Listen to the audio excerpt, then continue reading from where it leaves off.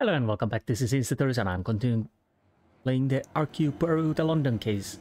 I'm sorry it's been a little while since I updated.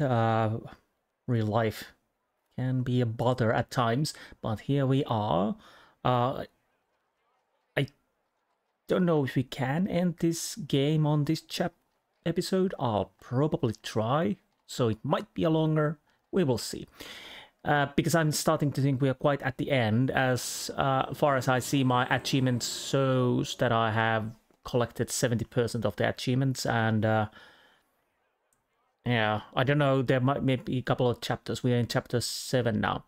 Now, what do we have? Again, we have Who Murdered Mademoiselle Irene Goldsmith? I don't really know at the moment. It could go anyways.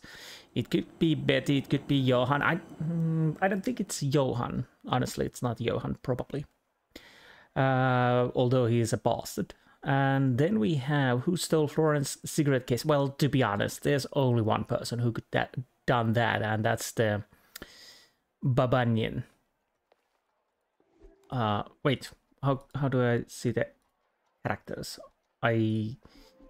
It's press the middle mouse button, don't roll it. Yeah, it's definitely Anastasia Bebanin who stole the cigarette case. I'm fairly certain about that. Probably so he can make connection with Florence Farquhar and get to the gala, because I don't think she was supposed to be there. But why she's there, I have a theory on that. It's basically retelling, if you know Hercule Poirot, if you read the books or at least watched the TV shows quite a lot. Hercule Poirot had he was infatuated about one Russian aristocrat lady, like in this case.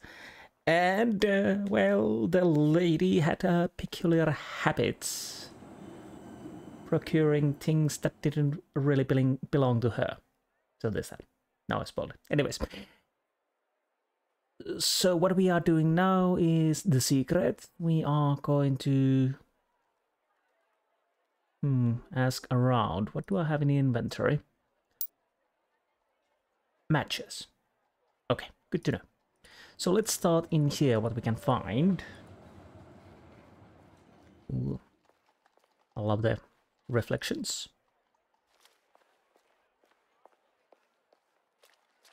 Well, hello there. Oh yeah, we ended in there, Your but Grace. Detective Poirot, good morning. Can I assume there is still a murderer loose on the streets?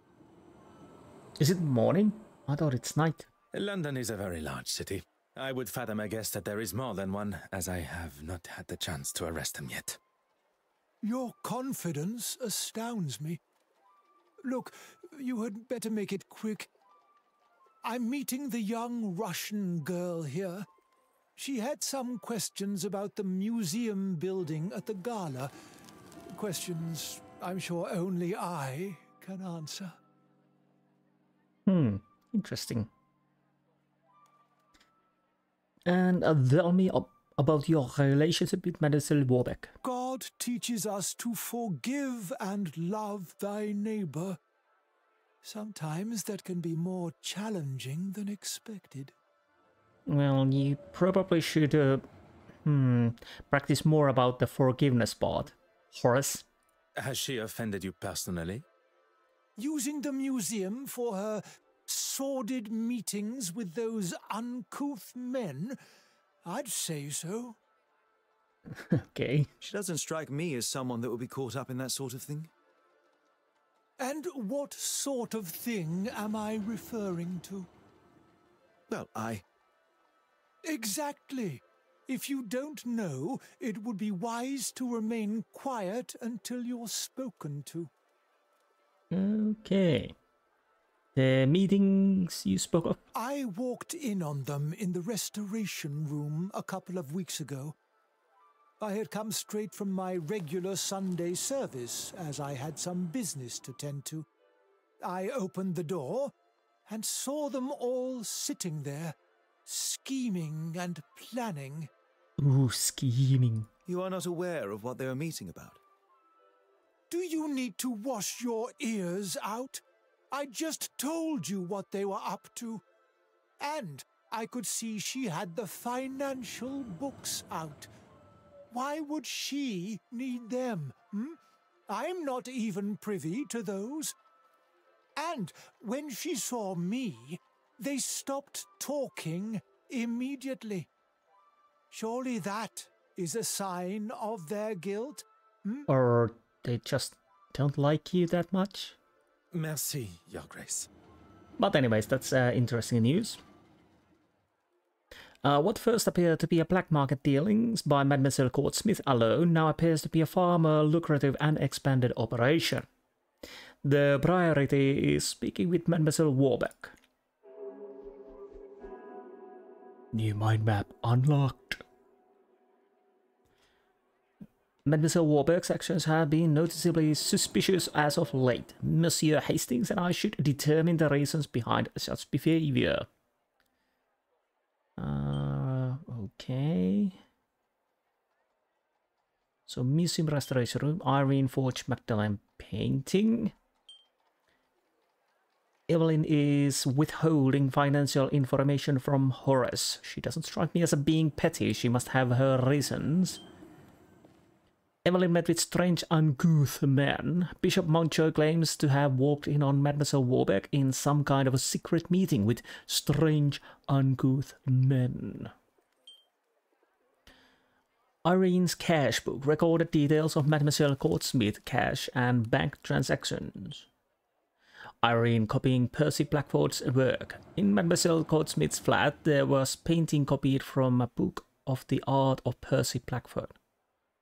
Okay, that probably is then important, maybe? I don't know. And Bishop Mountjoy believes he walked in a secret meeting, but why would she keep it from him? Again? Oh, fine. So yeah, we talked to her, and we are not... Yeah, I was a little mixed when I started the game, because I started there. Basically, we ended here, yeah, because I talked to her, and then I was going to talk Horace, which we did, but the game started next to the quick travel point. So anyways, that's neither here nor there. Fortunately, it doesn't really matter, so I think the next stop will be museum. Well, actually, I'm fairly certain it's the museum. It's the only one where we can go. Again, I'm a little perplexed about Horace's mention. Good morning. I'm feeling more like late evening night. But, who knows?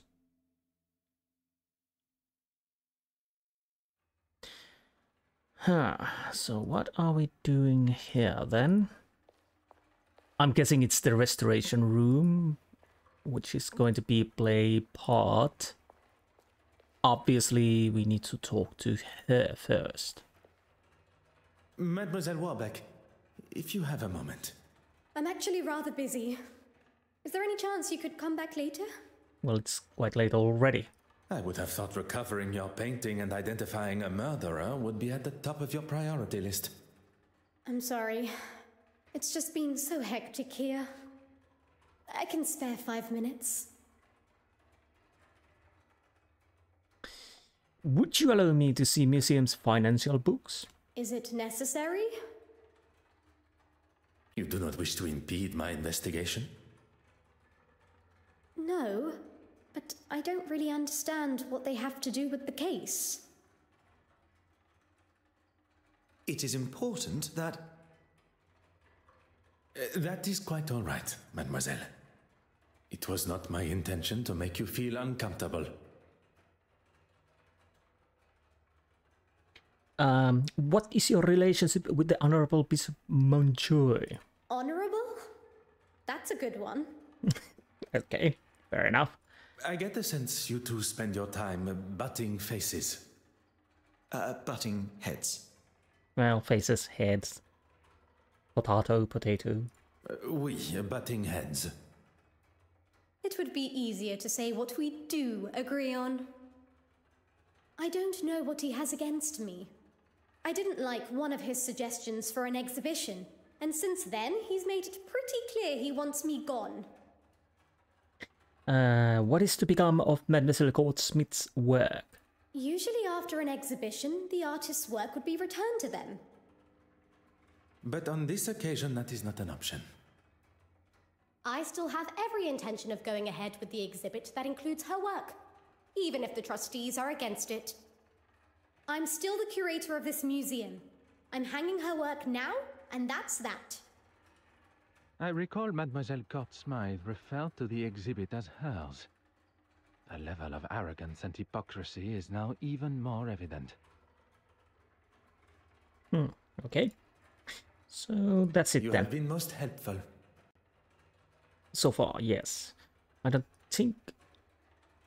Yeah, we're not going exhibit room, so... It definitely is back to the restoration. And now we are going straight to restoration, not even the West Wing.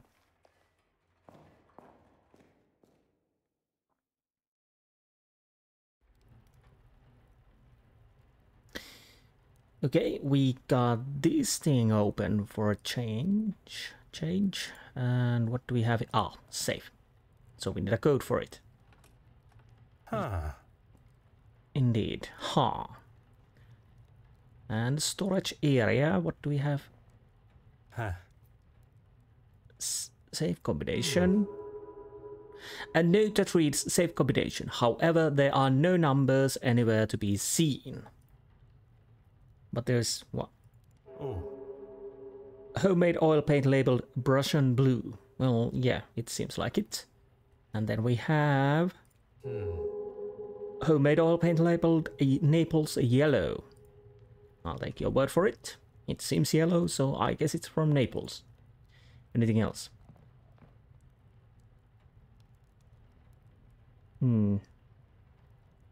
Nothing else, but we do see quite a lot of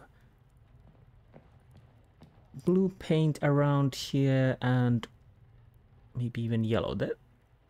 Is there supposed to be two same boxes, or is... Because I'm fairly certain these are the same boxes.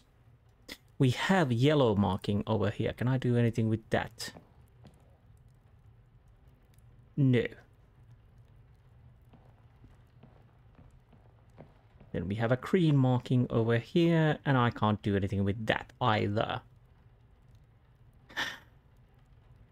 Well, only thing I can interact at the moment is restoration room table.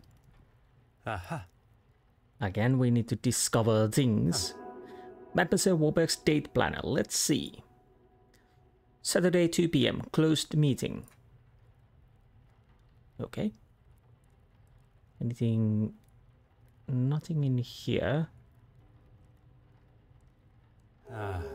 10 minutes confirmed that both Bishop Mountjoy and Mademoiselle Warburg were present at the meeting. And I guess we are checking this again. A book of oil paint pigments and how they're made.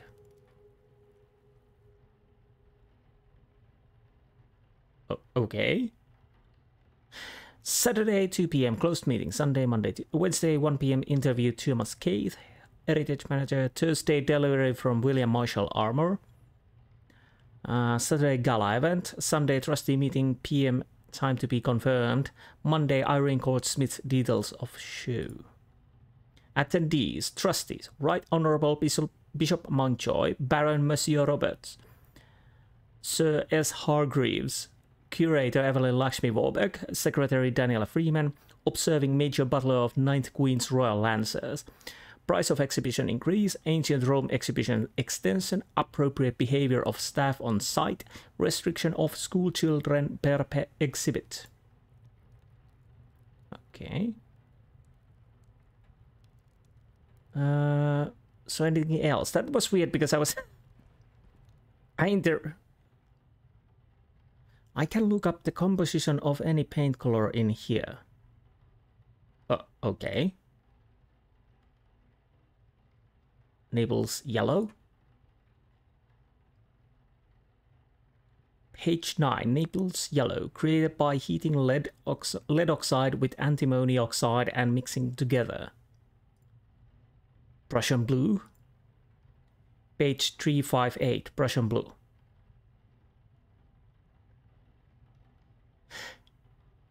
Well, that would be 4 numbers. Would that be the code for the safe? 9358? Because that's... because this would be rather interesting. We are just getting the page 358 and Prussian blue and Naples yellow and one noticeable ingredient, cyanide. Mademoiselle Warburg has the knowledge and I presume the required ingredients to make all of these colors. Okay, so we got some information about cyanide, but we also got 4 numbers. So what was it? 9358? I might as well try. It doesn't hurt. Because that was a little weird to have those numbers, and yeah, I don't know.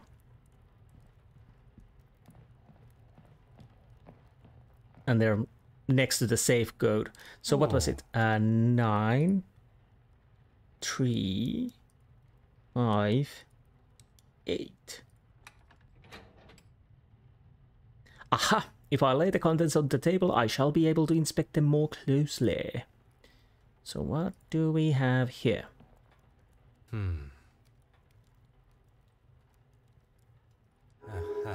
Museum financial books, the museum's account books. There are 2 payments of £250 noted here, but without any indication of who the money went to.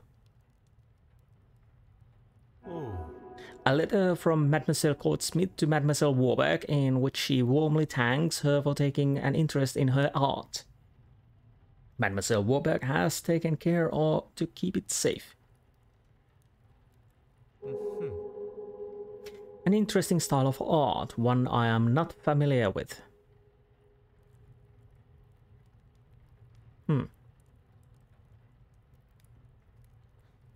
Right.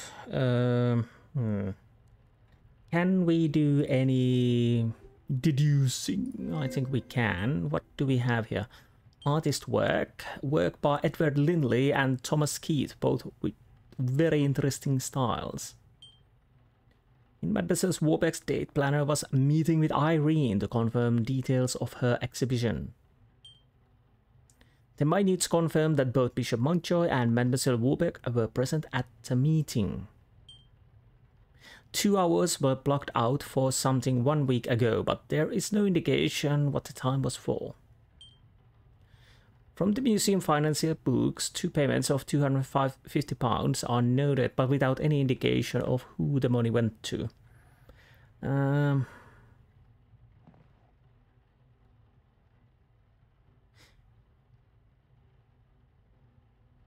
What is this?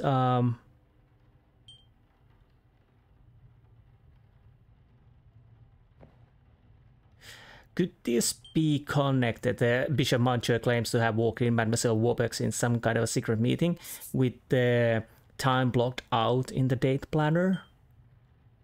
I'll try. Is there something I am not seeing? Okay, that didn't work.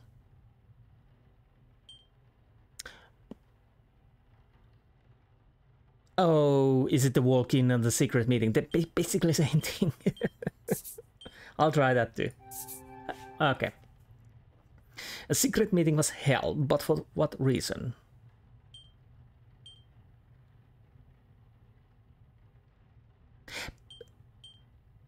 Why do we have 2 secret meetings, basically? This is with the secret meeting with the strange uncouth men, and this is just secret meeting.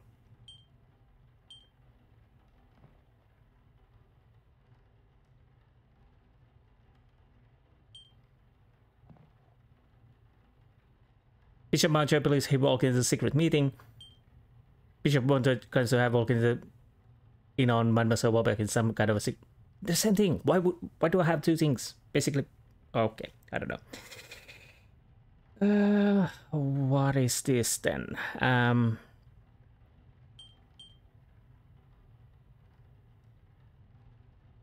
Oh, don't tell me the uncouth men were these artists because they are interesting styles. There's 2 men. And Bishop met saw two men. I'll try. Magnifique. Okay, that worked.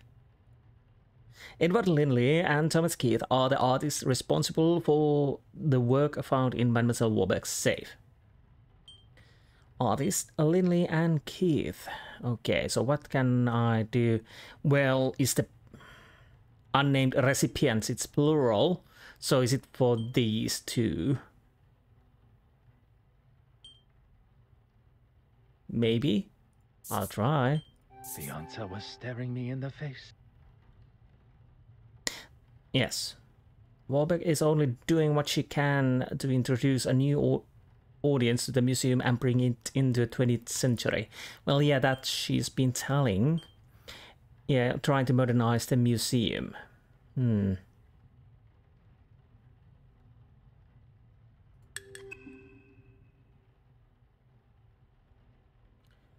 Okay.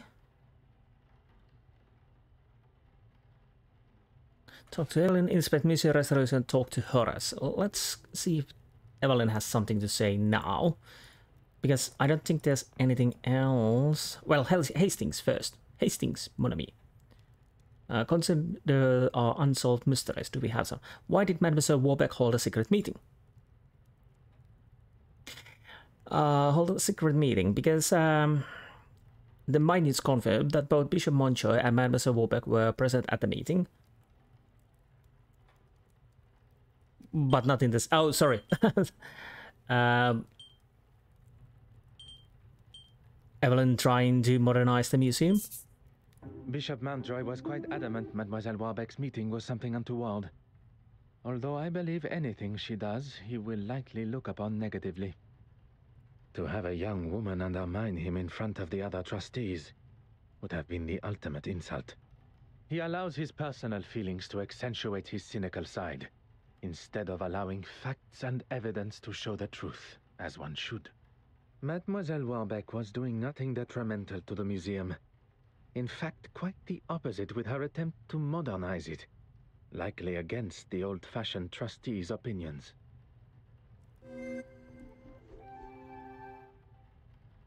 Although Bishop Mountjoy was quite adamant that Mademoiselle Warbeck was up to something underhanded, it is clear she is not, and far from being involved in the black market.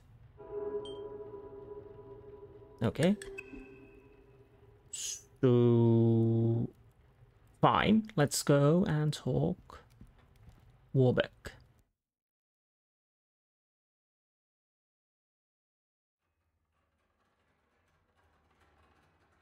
If she's still oh, she should be, yes. Evelyn, I have something to tell you. Go right ahead, detective. The meetings you arrange without the trustees' knowledge. I wonder who you've been talking to. What did he tell you? That I've been up to no good? Pretty much, yes. Not in so many words. I was meeting with artists for a new exhibition. He has no idea what he is talking about when it comes to art. Or really anything for that fact. He can't see the future. The new wave that will change the art world forever. As well as the uncouth gentleman you met, he also mentioned the financial books. Uncouth? Anyone not wearing full priest robes is uncouth to him. Fair. I wouldn't show Horace the finances because it has nothing to do with him. And he's simply looking for any excuse to have me fired. Nothing more. Tell me about Bishop Mountjoy's relationship with Mademoiselle Coach-Smith. Well, considering he didn't want her work anywhere near the museum, I wouldn't have said they had one at all. Maybe, maybe not. Then the next thing I heard was that he had commissioned her to do some pieces for his church. I didn't know anything about it until Irene told me. That is interesting. So they had a connection. Do you know what he had commissioned her to paint? No idea, I'm afraid. She was sworn to secrecy. Okay, thanks for the You info. have been most helpful. So I think we're done here for now. Anything I can? No. So, yes, talk to Horace. I think we are going to talk No, what I was going to say, after we talk to Horace, I think we probably need to go to the church if we can, because I don't think there's anything else for us in the museum, at least not for now. But we will see.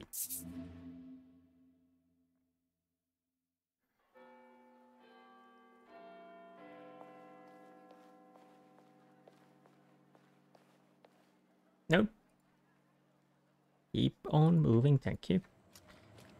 Now. Damn, Hastings, you're fast. But Horace.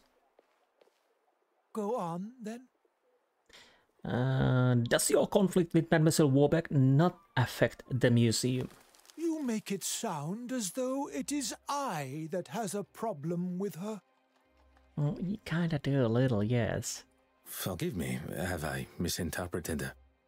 If you cannot even understand what I have to say, how will you ever understand what Jesus and his Father in heaven require of you? Well, I don't think they're the same thing. That is perhaps a matter best discussed at a later time. What I wish to know now is about you and Mademoiselle Warbeck. There is no need to lose one's temper, Detective. The Lord tells us... Your Grace, please. A lesson for another time. Let's just say that I certainly wouldn't have given that common thief an exhibition, especially now. I didn't know she was a thief. So, I understand you have had paintings commissioned. You'll have to be more specific than that, Detective. The paintings produced by Mademoiselle Courtsmith's brush. Oh, yes. Well, I thought it was necessary if she was to feature in the museum. You couldn't just use her other pieces as reference? I suppose I could have, but I don't actually see why it is any concern of yours. It is not as though I kept it anyway. I wasn't happy with it clogging up my bin, let alone my museum. Merci, Your Grace. I'm fairly certain you're lying. What first appeared to be a black market dealings by Mademoiselle Courtsmith alone now appears to be a far more lucrative expense. Yes, we already know that, thank you. So what are we doing? Horace, black market evidence. Bishop Mountjoy's vocal distrust of Mademoiselle Warbeck may have been nothing more than a distraction from his own immoral activities. Perhaps we should focus our attention towards him. Horace may be involved in black market dealings. There is some evidence to suggest Bishop Mountjoy is involved in illegal black market dealings, but we must find proof. From the evidence found in Mademoiselle Courtsmith's flat, we could conclude that she made multiple forgeries of the Penitent Magdalene. The recorded details of Mademoiselle Courtsmith's cash and bank transaction. In Mademoiselle Courtsmith's flat, there was paintings copied from a book of The Art of Percy Blackford. Horace claims that he was not a fan of her work, and yet he specifically asked her to paint something for him. Mademoiselle Babanin said that Bishop Mountjoy mentioned he had seen a painting, only she knew that wasn't possible as the painting had been stolen. Yeah, okay, yeah. Church. Makes sense. Alright, don't try to turn around the camera, it doesn't work on the street. Well, there are a few paintings in the church, so I'll probably have to check them all. So church it is.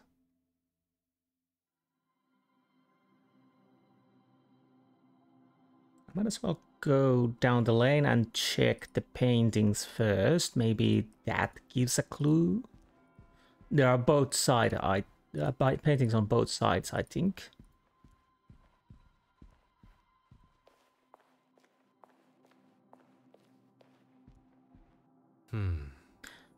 Station of the cross painting. Nothing particularly noticeable stands out to me.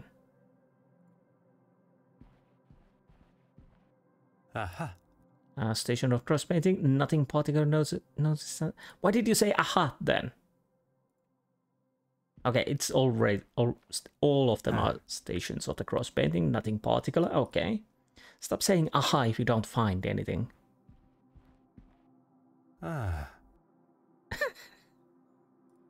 Fine.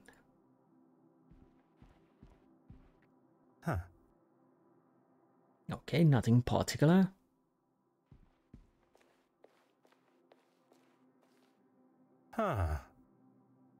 Veronica whipping. Sorry, Veronica wiping. Not whipping. Sorry. Okay, we need discoveries. So no whipping at all. The headdress is such a vibrant color of yellow. And anything else? Well, who is the painter? Percy Blackford. That sounds awful. If this were an original painting from the era of Percy Blackford, the bright yellow of the headdress would have dulled considerably. I suspect this painting to be a forgery of the original. So that's why, of course, our dear Bishop knows she was a thief, because apparently our dear Bishop asked her to paint some forgeries. I'll check these through. Nothing particular.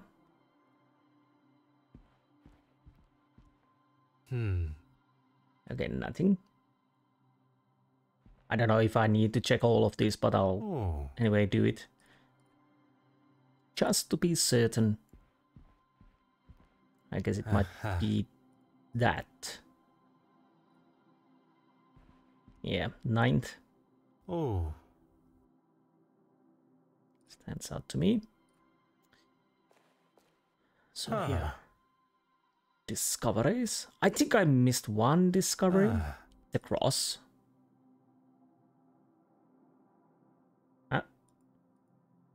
Oh, it's the cross, I guess. Geometric decoration on this claypot has an indentation in it. Oh, yes, it has. Yeah. Indeed. And the painter... Wait. Yeah, the cross. His final stumble before reaching Calvary.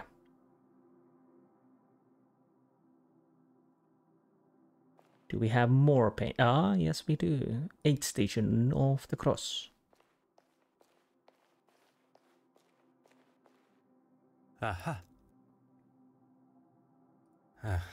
The savior of mankind being treated every which way except for how he should. They all came to see the last stages of Jesus' mortal life.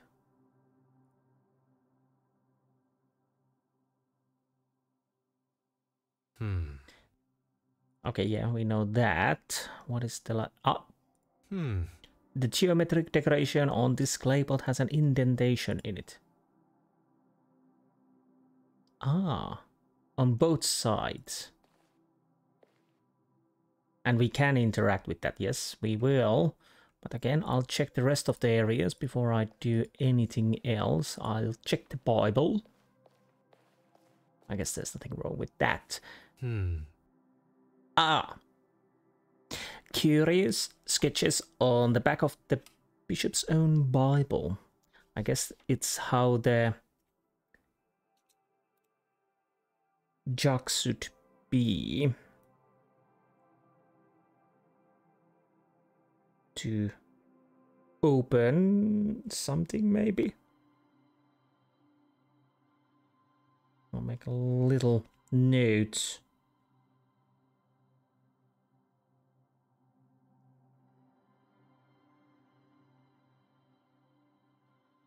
If that helps.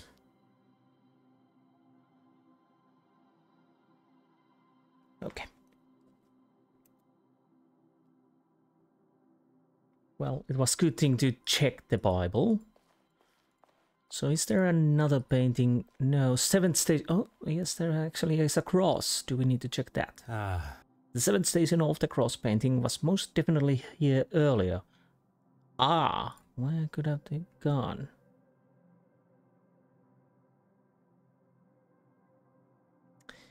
Right. I don't even remember what kind of a painting there would be. Now let's see if I can interact with these. Oh, let's see the confessional first, because I can interact with that too. Oh. We have 2 discoveries. Seat. And there's something, a small hole. Bartholomew, with some of effort I could reach in. What is this? A hexagonal metal tube. I shall hold on to this until I can make sense of its purpose. Maybe it's a key of some sort. By the way, did I really find everything from one of the paintings, or...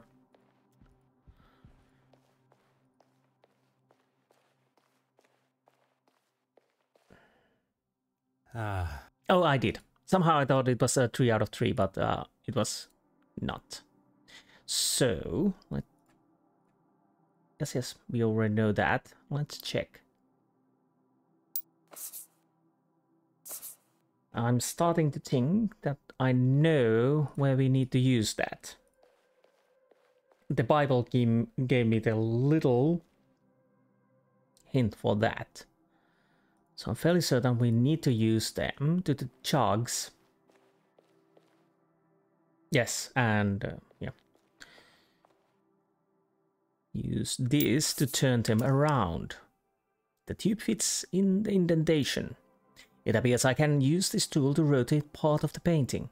I won't tamper with it until I have it. I already know! Oh, bloody hell, I need to... I guess I need to do that. Basically, I know what we need to do. Turn around the jugs in the way it was presented in the Bible, but apparently I need to make connections. Now, the 6th station of the cross painting in the church is a forgery, even though it has a signature of the original painter. Now, so Irene copying Percy Blackwood and forgery signed. Hot on the culprit's heels. Yes. At Bishop Mountjoy's request, she made copies of the stations of the cross paintings. Irene forged station of the cross painting. And Horace... Yes, there's Horace commissioned paintings by Irene. Yes. Another success. I never doubted myself. Why would he request copies of paintings his church already has hanging on its wall? Because he probably wants to sell the originals? Maybe. What else? Well, Horace may be involved, yes, but where do I connect it?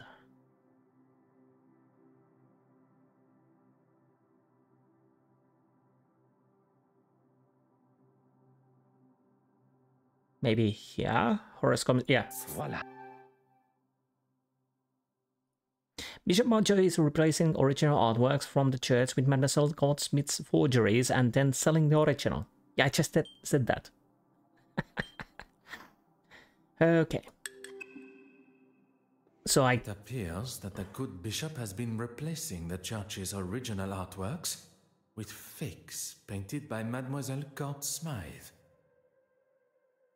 He commissioned her to make these forgeries so that no one would notice when the originals disappeared. Disappearing where, though? You don't think he's selling them, do you? Why else? Mademoiselle Babagnan appears to have been right about the bishop's connection to the black market. Now, Hastings, we must ask ourselves, where might Bishop Mountjoy be hiding the original paintings from the church before he sells them on?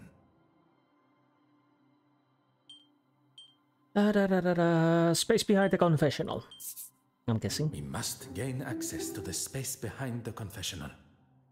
Well, we would be in there already if you let me do that, but let's do it now, hopefully. The tube fits in the indentation. It appears I can use this tool to rotate part of the painting. Let us take a closer look. Thank you, it's this jug. So it was like so. Well, not yet. I don't think it should happen yet, because we still need to turn this.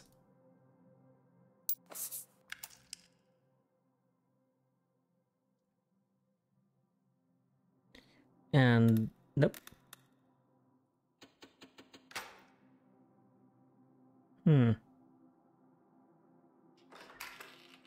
Ah.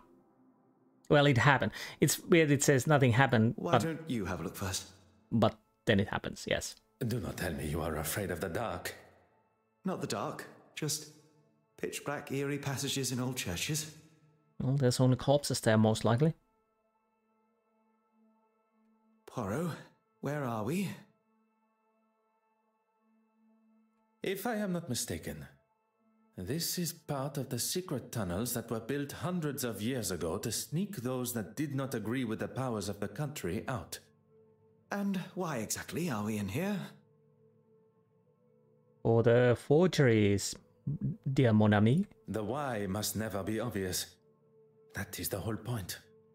Right. Okay, what can we find from here? Well, we have paintings over there. Similar painting to the Penitent Magdalene. Wait. Huh. It's broken. Someone has quite ruthlessly taken an instrument across the painting. The back of the canvas is visible here. It looks like it was previously used to paint something that looks suspiciously like Monet. In every way, this looks like it could be the original. We have our third forgery. There is evidence of a much more modern painting on the back of the canvas. Thank goodness. Don't know how I would explain finding the original in such a state. Bishop Mountjoy must have discovered the painting that he received from Mademoiselle Courtsmythe was one of her forgeries. And lashed out. Now it makes sense. He's been using this room to store his own private art collection. I can picture him sitting here, smug as anything, surrounded by stolen paintings. What I find most unfortunate is that not only does he deprive the world of beauty and joy from seeing these works, but he also keeps them in such dark and dank conditions, the old fool. Well, Hastings is correct with that, yes. He's even having to light his candle clock to keep from drifting off down here. Such a waste, don't you think, Poirot? One's opinions are now worth listening to. I was only voicing my thoughts. You have thoughts beside those of Mademoiselle Farquhar? Ooh, Poirot. Uncalled for. Really, Poirot? You still think so little of me? When one exclaims such regard for a suspect in a murder investigation, it is hard not to think any other way and comment so. You may not be so accustomed to the idea of showing, or at least having, some form of empathy for our fellow man. There is a difference between empathy and lust. A steady arm, Poirot. And there is a difference between commenting and being rude and obnoxious. I was not expecting Monsieur Hastings to be so sensitive on the matter. Perhaps this conversation is best saved for when we are not trapped together. What was that? Oh, just the bishop's candle clock. I don't know about you, but I've had enough of this place. Let's get out of here. What are you doing, Poirot? S'il vous plaît, un moment. The bishop's candle clock has forced me to question everything of the murder scene that I previously thought I knew. Really? We must return to Mademoiselle Courtsmythe's apartment. Perhaps that is a job best left for you, by yourself. Okay, so what did we miss? The bishop's candle and nail alarm clock has me reconsidered the evidence at the fireplace. I must re-examine it. Can I leave here? Iris hallway. Because I want to see if I can talk to the neighbor before we continue. Come on.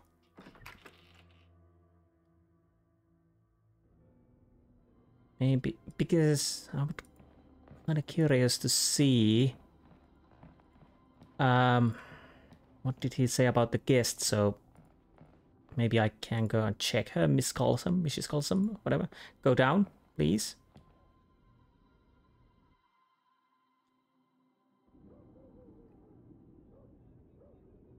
What is this? Yeah, inspect. So, hello. Okay, there is no need to upset my canine friend. I'm sure your owner will return soon. Fine. Maybe we can talk to her later. Or maybe not. Anyways, let's go back to the apartment. What did we miss? Obviously, the...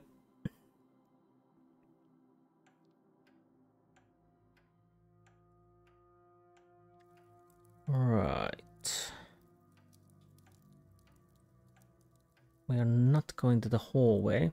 It's interesting that this is still smoldering. Do I check the... Well, I probably need to check everything because... Wait. Who is standing there? Is it me? Only half the crate remains, or he must be a great fan.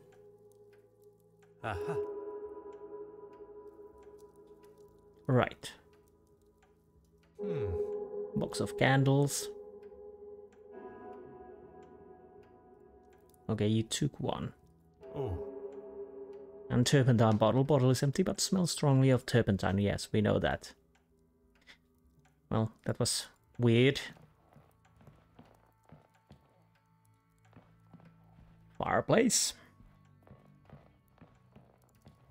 We have... So something about the candles melting now feels odd to me. The sibling of the missing candle, I believed it to have survived due to its distance from the scorcher mark, but now I'm not sure.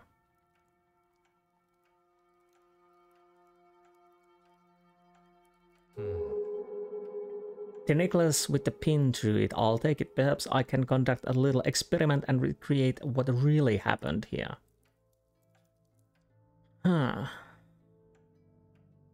So, was it some kind of a rudimentary timer? Well, at least they removed the body.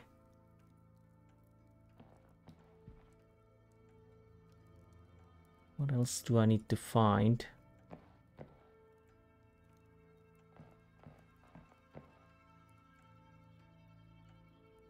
Or do I?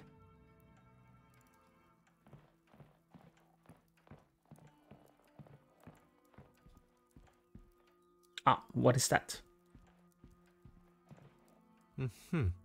With Bishop Mountjoy candle alarm clock in mind, I must conduct a small experiment.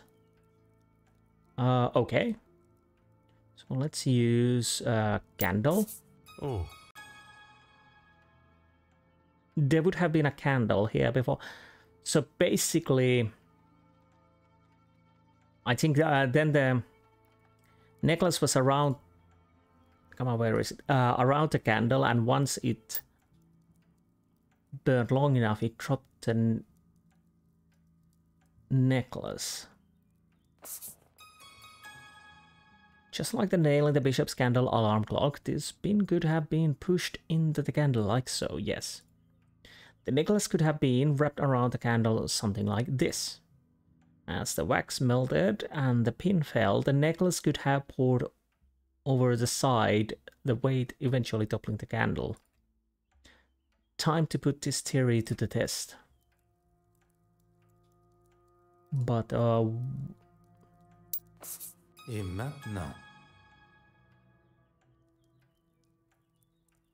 Oh. I believe myself to be the greatest detective in the most prestigious police force in the world. But I have been duped and swindled, falling directly into the trap laid by the killer. Okay, so the fire was set out later. But why? And now I stand here alone, contemplating what is to come next.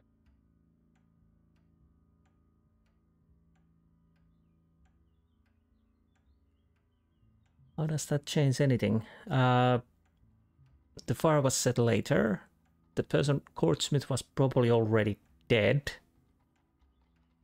But why later? Monsieur Hastings was quick to make his excuses to retire to his abode and not return to the scene of the crime by my side.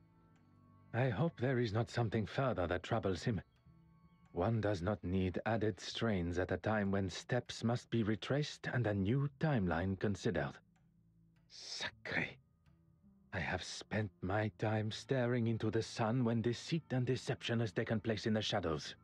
A murderer remains free. But the truth of the fire eludes Detective Hercule Poirot no more, and soon neither will their identity. Okay. So it takes... Okay.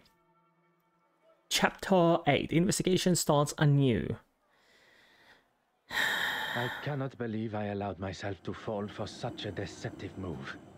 The killer knew I would ask for an alibi, and they knew how to cover their tracks perfectly.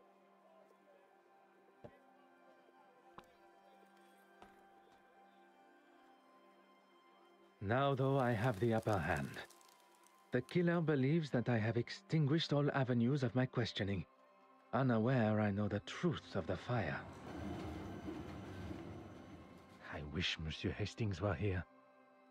I was perhaps too harsh with him. Yes, you were. I know of his want for the same as I, the truth. But now I fear that I have lost him to my own tenacious demeanor. Now more than ever do I need my little grey cells working at full capacity. Monsieur Demire and Mademoiselle Babagna. I am glad to say that they both still have alibis, as the show had just reached its second act. I can be sure that neither was involved. Mademoiselle Farquhar. She claims that she was in the darkroom developing pictures, and even with this new discovery, her alibi stands. Monsieur Dryden can confirm. Monsieur Christiansen, one of my key suspects, drinking alone except for a brief encounter with Monsieur Demire. But Madame Allen can substantiate his trip to see her at the theater to apologize during the intermission. Which leads us to the good Madame Allen, on stage performing. Innocent. A side note, I must make an effort to see her production. From what I have heard, she sounds quite captivating. The Honorable Bishop Mountjoy. His Compline prayers had not yet begun, but Mademoiselle Warbeck and he were together in what I can only imagine to be an uncomfortable meeting for them both. Her innocence has already been confirmed, although upon learning of how she has been treated, I would not have been surprised. Last but certainly not least, Monsieur Aylesworth. And the article in the newspaper documenting his, as some see, heroic speech amongst the House of Commons is alibi enough for the murder. And where are we left now? Every suspect seemingly as innocent as they were yesterday. But when one looks most innocent, that is when Detective Poirot is most suspicious.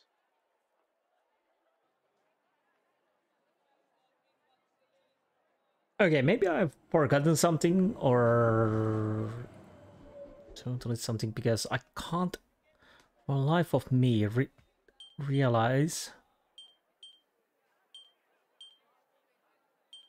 how the candle changes any of the time.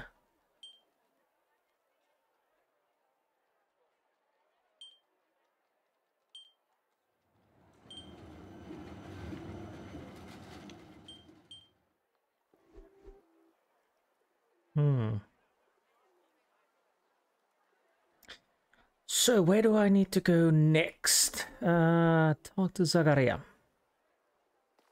Okay, so it's probably somewhere here, I guess.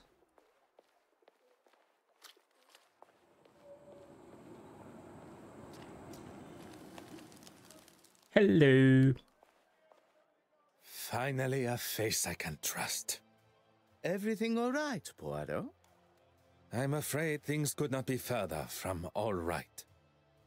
Don't tell me the famous Detective Poirot is stumped. Stumped? No. Perplexed? Oui. Perhaps you can be my perfect distraction. What's that you reading? I may not be the celebrated doctor that my father hoped for, but I still like to keep up with recent medical journals. And what is the latest discovery? Cocaine is an alkaloid extract from the leaf of the Erythroxylon coca plant, which is usually grows in South America. Its most available common form being hydrochloride salt, which can be taken orally, intranasally or intravenously. The peak effect ranges from 1 to 90 minutes depending on the route of administration. Cardiovascular effects of cocaine use. The most common symptom in cocaine user is chest pain, and the most common cardiac disorders is in ischemia and acute coronary syndrome, which can occur with all routes of cocaine intake. Other cardiac problems include myocarditis, cardiomyopathy, and arrhythmias.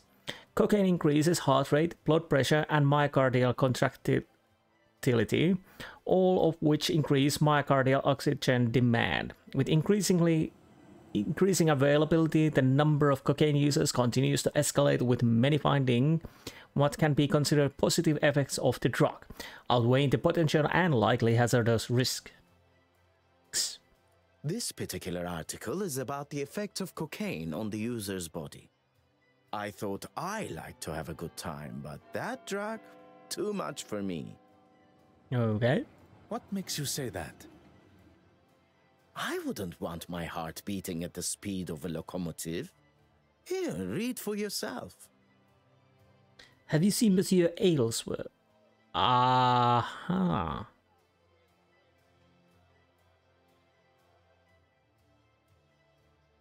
Basically, what the neighbors said, there were two guys. One which was almost Johann, and then there was the sleek-looking, gentleman. Basically, if he would be the bishop, well, the neighbor would say he would be the bishop. So only one who can be left is Monsieur Aylesworth, and he's the only one we really haven't been talking to. And to be honest, he looks the most innocent. So honestly, I'm almost...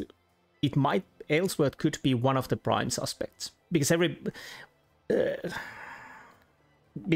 basically he's been the least we've talked to, and he seems most innocent at the moment, but we will see. I haven't actually. I gave him my office telephone number and said he could call anytime, but not a peep. You sound surprised. Yeah, he probably wants to keep his health issues out of the public eye. Hence me offering to help, but he seems to be just fine, surprisingly. Yeah, that is because he wasn't really that worried. And the next day was, yeah, I'm fine.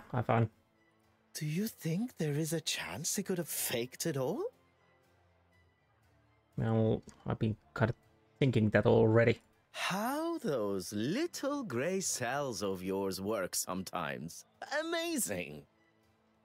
With coffee. Lots and lots of coffee. Please, my friend. You're serious? Don't know why, but I suppose he could have. At this point, anything is a possibility. I think a visit to Monsieur Aylesworth at the Royal Society of Art is in order. Mademoiselle Babagnan, a pleasure as always. Good morning, gentlemen. Where did you come from? You weren't sitting there earlier. I'm afraid my pleasantries are to be cut short this morning. I have a most pressing matter. Basically, yeah, the neighbor told about that gentleman. He was the last one to go. He would be the last one who saw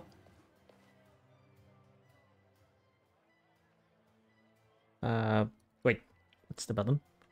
So what do we know about? So he would be the last one to saw Irene Coatsmith, and only one who gives him the alibi is Natalia Dryden.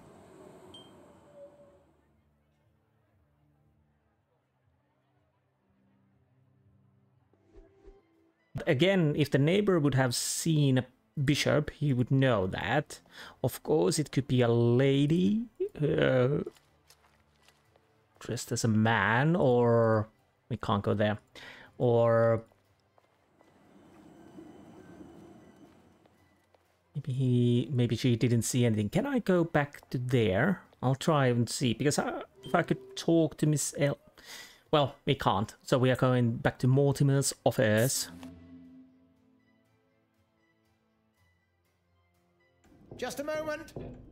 I'm coming. What a great commotion coming from behind the door. What on earth is Monsieur Aylesworth up to? Well, he's apparently moving something, at least it sounds like it. Ah, Detective, what can I do for you? Could you spare a moment of your time? If you are feeling up to it? Why wouldn't I? You are recovering from a potentially fatal heart attack. I would not want to aggravate or upset you in any way. Your movements on the night of Mademoiselle Courtsmith's death. Are we really going over this again? Yes, again. It would help me clear up some discrepancies. Very well. As I've said before, I was in the House of Commons addressing the bench, as you know. And then I was speaking with the reporter. The editor, Nathaniel Dryden.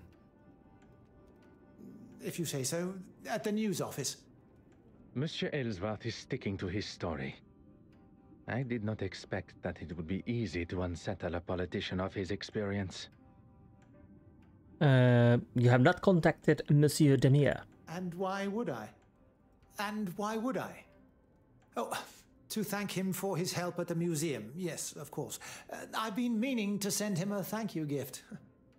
One would think that thanking the man that saved your life would be further up your priorities. I'm a very busy man, as I'm sure you understand. And I don't know whether I'd go as far as saying he saved my life. On the contrary.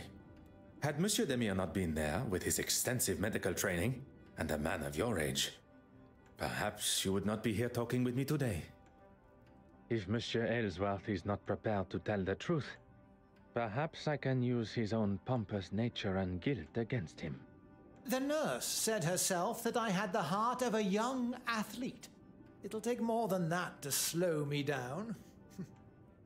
Well, I would not take that as a sign to start a sporting career. Merci, monsieur. I find myself in a most problematic position. My associate, Monsieur Hastings, is nowhere to be found when I need him the most. There must be someone else that I can call upon. Someone to fill the shoes of Monsieur Hastings. For the time being, at least. The obvious choice would be Monsieur Demire. But I wonder if he is suited to the task that is required.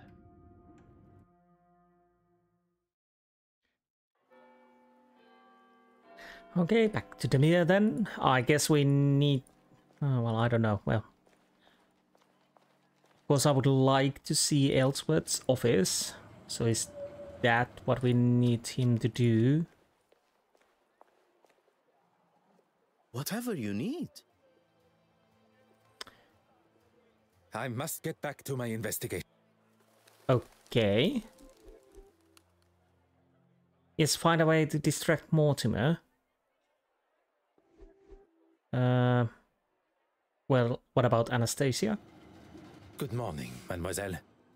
My apologies for my earlier departure. That's quite all right. Mr. Demir informed me of the facts. The case has taken a direction I had not foreseen, and it now leaves me. I will not stand here and listen to you wallow. How can I help? I have a rather unusual request. Go on. I require a distraction. I promise you will come to no harm, and Who am I to distract, and from what? Monsieur Aylesworth, I need to gain access to his office without his watchful eye. Detective Poirot, preparing to cross the line of law. Not cross, merely tiptoe alongside. I assume you have already devised a plan? I sure hope so. A requested tour of the Royal Society of Art building should give me appropriate time. Then that is what I shall do.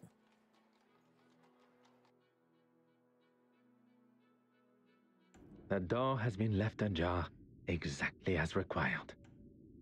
Okay. I could hear Monsieur Aylesworth fumbling around behind his door on my last visit, and combined with his hesitation to open his door to me, I can presume he had something he did not want Detective Poirot to see. Oh, really? New mind map unlocked. Office evidence. Speaking with Monsieur Demir, my suspicion has only increased. Could Monsieur Ellsworth have faked his heart attack? I must speak to him. Wooden thump sound. Glass rattling sound. Questionable noises. Acting suspicious. Now, what do we have here? We have tumblers. We have a safe. We cannot interact with the safe. Ah, drawer with a gun. Huh. Oh. Anything on the table? There you are. Nope. One must be careful with firearms around, especially when left in an unlocked drawer.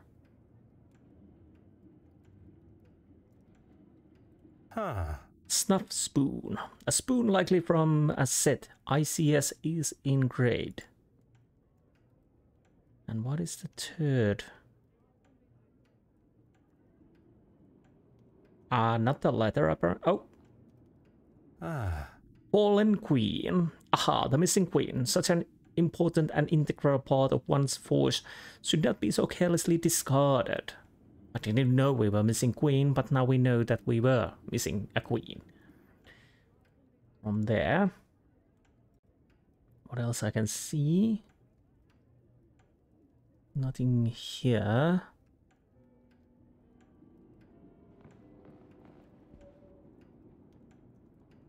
Ah.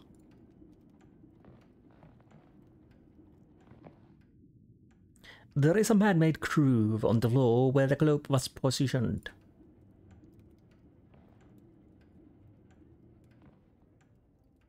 One would usually find such furniture is filled with variety of alcohol. What about the bookshelf then?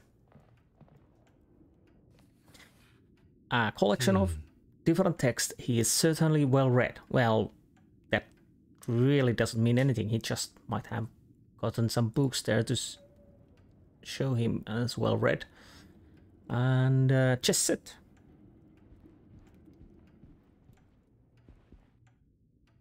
A beautiful chess set, although the queen is missing. But I do have the queen. Can I interact with that?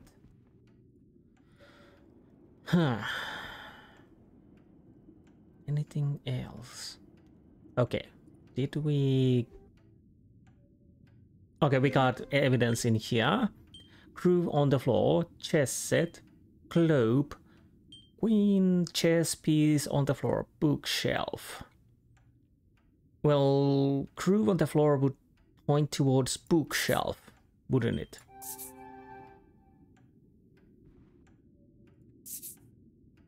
Indentations such as this wait, do I need to connect this to something else?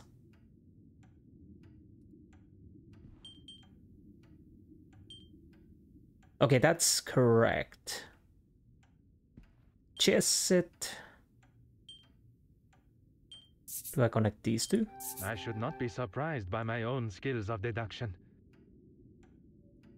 A fallen queen, almost as disastrous as a fallen king. Okay. One would usually find such furniture is filled with... Is that the glass rattling? Are you suggesting that it's full of booze and when it was moved, it would be rattling the glass? Logical thinking shall always prevail. Monsieur Ellsworth moved the globe, causing the bottles inside to rattle. Okay, fine.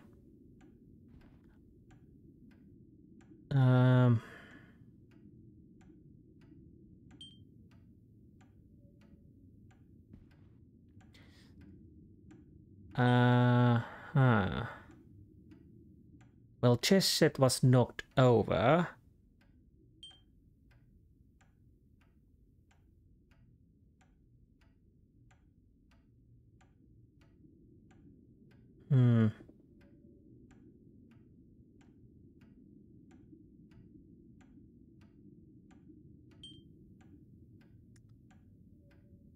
Would that be the wooden thump? Some would say a lucky guess. I would say a moment of genius. How clumsy of him. Monsieur Ellsworth knocked the chess set over on his way to answer the door. Yes, okay, that makes sense. Chess set knocked over the way to answer the door.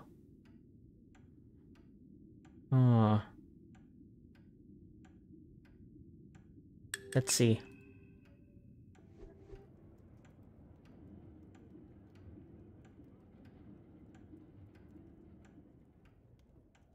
Maybe because he came from there and knocked it. So do I connect that? So do I globe move chess set? Knocked.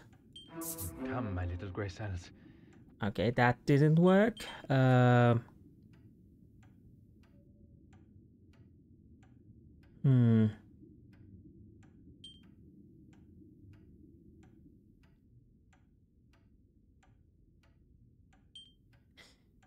Chess set knocked. Globe moved. Things are beginning to become clearer. Fine, I'll take that. It's possible Monsieur was up something by the bookshelf. Mortimer was at the bookshelf. Well, yes. That is quite obvious that there's something behind the bookshelf.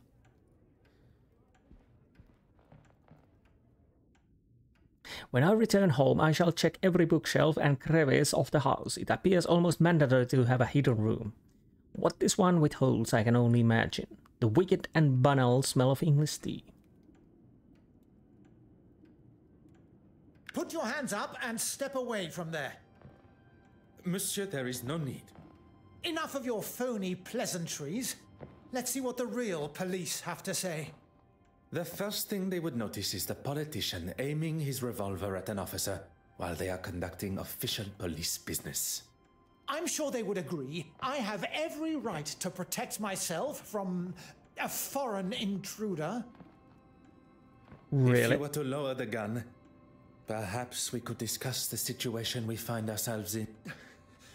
You may have authority in your own country, but not here. Now, explain yourself.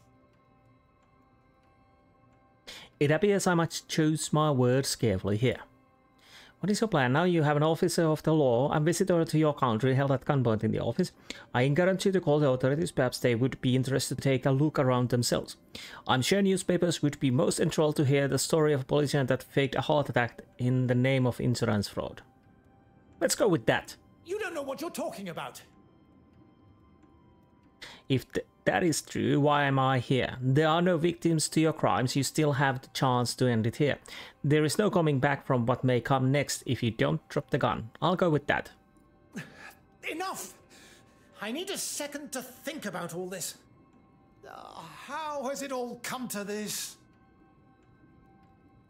No, it's not my fault. It's... It is not too late. Your intentions were good, Scotland Yard will look sympathetically at. If you had just left that fool Hardwick to it, we wouldn't be here, and I wouldn't have to do this. I have done nothing but remain honorable to my oath to uphold the law. It is Monsieur's choices and actions that have brought us to this point. And he must accept responsibility for what is to come.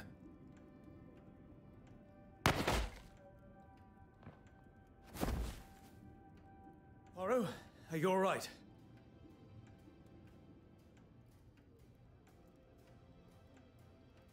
I guess I am. All the better for seeing you, Hastings. I was worried I was going to miss him. Your timing and accuracy could not have been more perfect. What do we do now? We take our leave.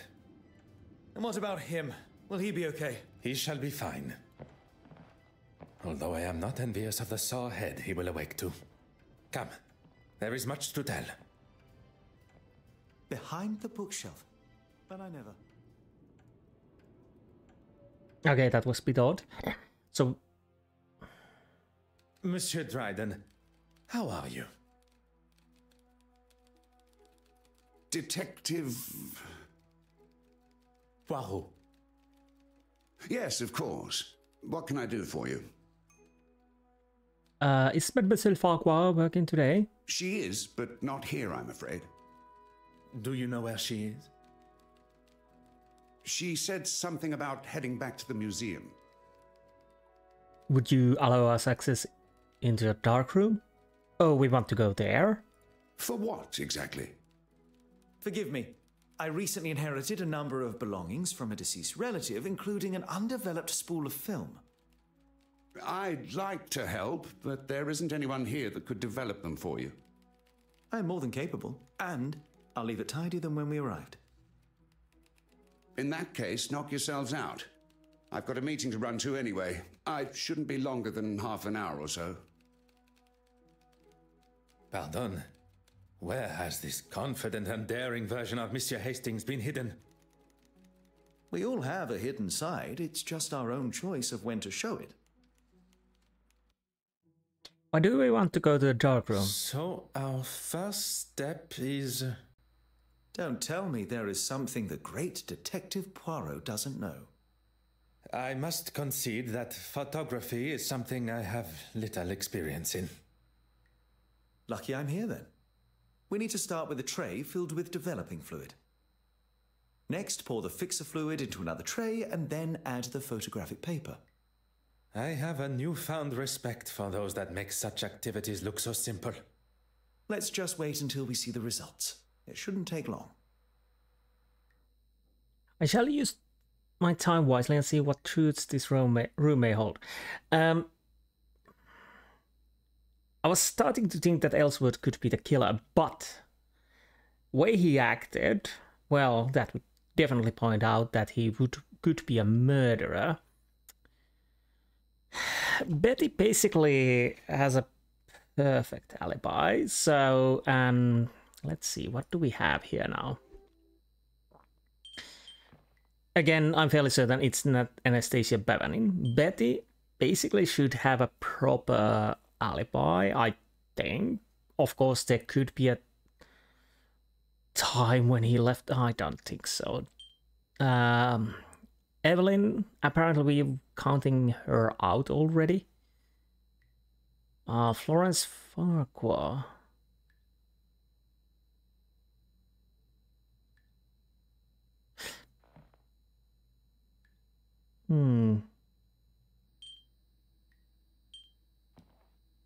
Horace Mountjoy. Again, I don't think it's Horace Mountjoy. And it's not Johan Christiansen. Do we need to even bother with Mortimer Ellsworth? If he's that murderer... Again, maybe it's Florence Farquhar as clothed as a male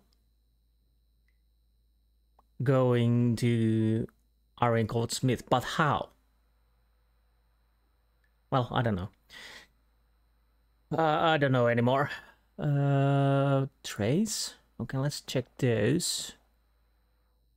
Tray for liquid relating to the development process. Yes.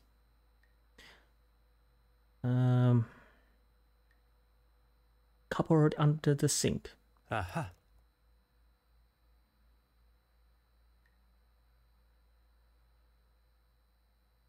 What am I supposed... Oh!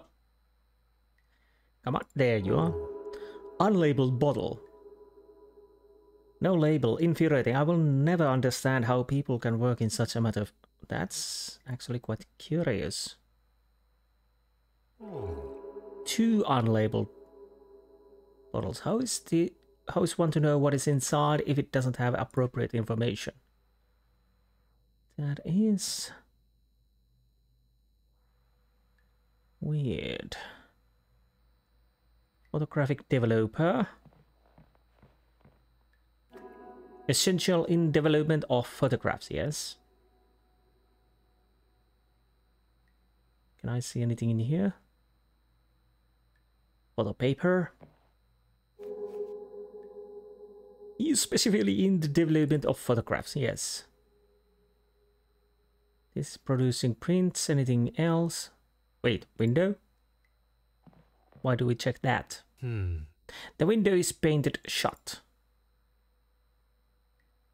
Okay, radio. Music can make even the most laborious task more manageable. And I believe this is for producing photographic prints. Yes. So are we making... Do I even have anything to develop?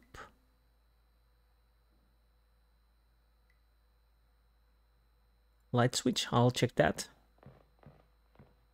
The lights must remain off when developing photographs so as not to damage them. Yes. Oh, hat. Mademoiselle Farquhar has a hat that looks almost identical to the Mademoiselle Court Smith wore to the gala.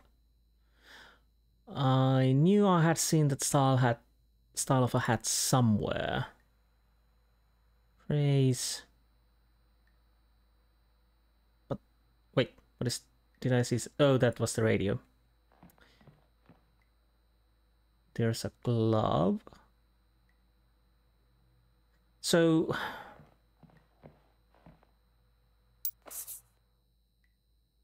Okay, perhaps the photograph paper is... Perhaps the photograph paper is what is required, one step closer to revealing the truth. Oh, we are apparently making photos. So let's go here. Do I have the paper now? Tray of liquid relating to development process.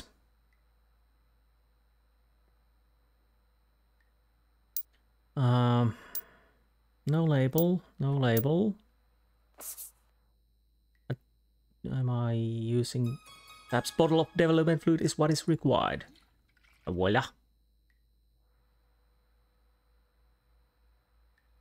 So... Wait.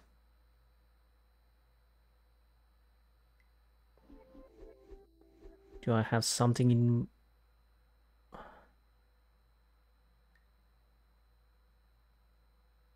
What am I missing now? Do I need to interact with this now?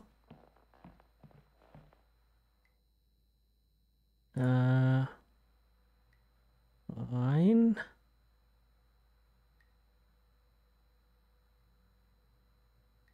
So we put some fluid in there.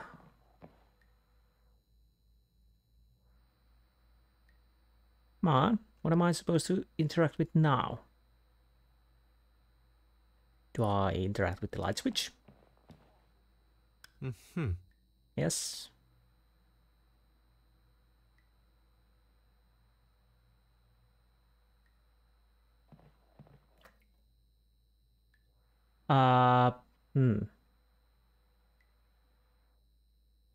Okay.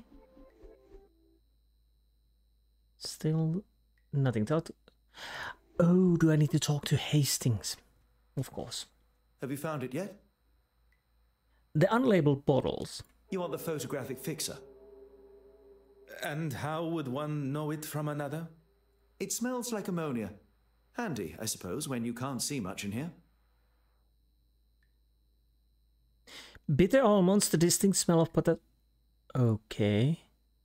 Ammonia, just as Monsieur Hastings said. Mademoiselle Farquhar had access to the same poison that killed Mademoiselle Court-Smith. One does not believe in coincidences. We've already been over this, Poirot. I don't want to argue. I have no intentions of continuing our previous conversation. What we must address now is her potential guilt.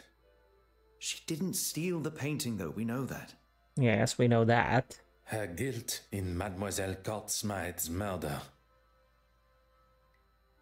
Could be our murderer. Because Mademoiselle would Trident not have Mr. Trident not have Miss. I don't know if hat makes it, but basically, if she put the radio on. Wait. So the Trident would think that somebody's working there? Okay, no.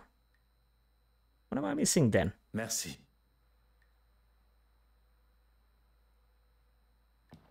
Ah. Oh.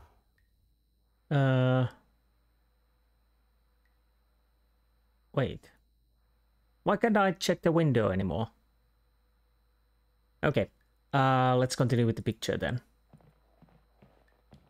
So one is poison and one is fixer. A tray for liquid relating, yes. Yes, fixer is required. Okay, I think that's everything. Oh. Is there a problem? There shouldn't be, but there must be light coming in from somewhere. Is that not the point of a dark room? That it will allow no light in to damage the photographs? We need to find where the light's coming in from and damaging the prints. You continue your work, and I shall find the curious light source. Well, to be honest, wait. Do I need to use the light switch then? Huh. If I am to see what surrounds me, I must illuminate the room. Okay. So it's coming from the window, but what am I gonna click now?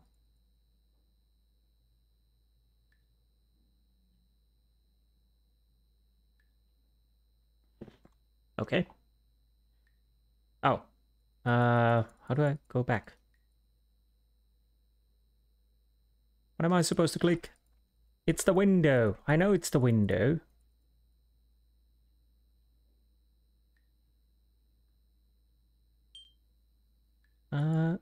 Okay. The window. Which we couldn't... The window merely appears to be painted shut, but it has been opened recently. Here, a gap. The window looks out the back... Ah, okay, that... The trusted handkerchief perfect to patch up any gaps of incoming light.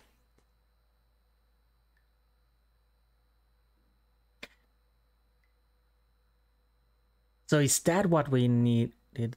Monsieur Hastings, may we... Let's see. I'm in the middle of developing... Monsieur could be our murderer. Come on.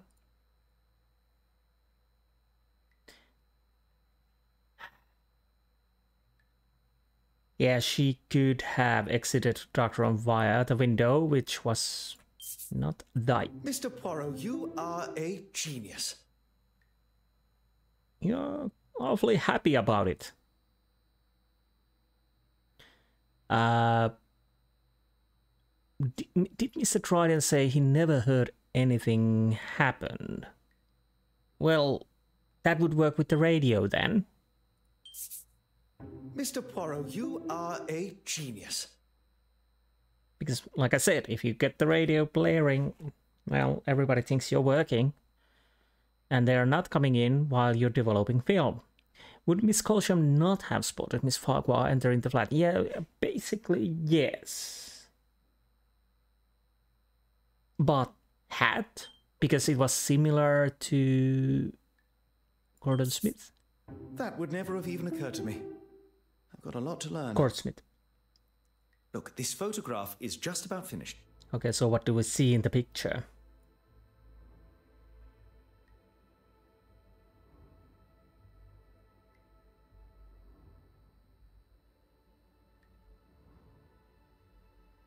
Were they...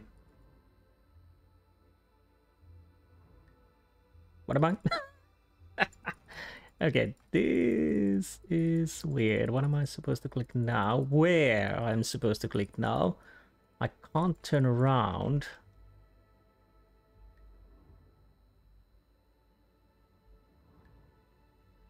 What?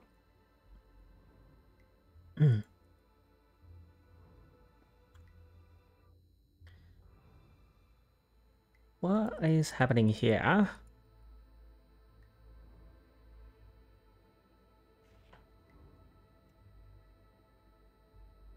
Is that? Okay, finally something happened. It appears so. Please tell me to. And what has she got in her hand? That can't be the same cigarette case. The cigarette case that was taken from Mademoiselle Farquhar's luggage on our voyage here. It appears Mademoiselle Farquhar had a much closer relationship with Mademoiselle Court Smythe. I would say they... Cousins. Oui, monsieur. Hastings, I must thank you. So at the moment, everything points toward Farquhar. For what? Allowing myself to be enticed by Miss Farquhar's feminine nature. For saving me from whatever Monsieur Aylesworth and his revolver had planned. If it wasn't for me licking my wounds, you wouldn't have been there alone in the first place. And if you were, and not at the Court Smythe estate, we would never have made such revelations. You are one of the most honest and authentic fellows I have met. You cannot allow a misguided moment of red-blooded male instinct to taint that. You have never let yourself fall to the wicked ways of the fairer sex. No, and that is a day I cannot even fathom. The denouement, so I'm guessing we're at the end. With Hastings' help at the Court Smythe estate, something I would have liked to have considered, we now know the reasoning behind Mademoiselle Farquhar's brutal actions towards her own cousin.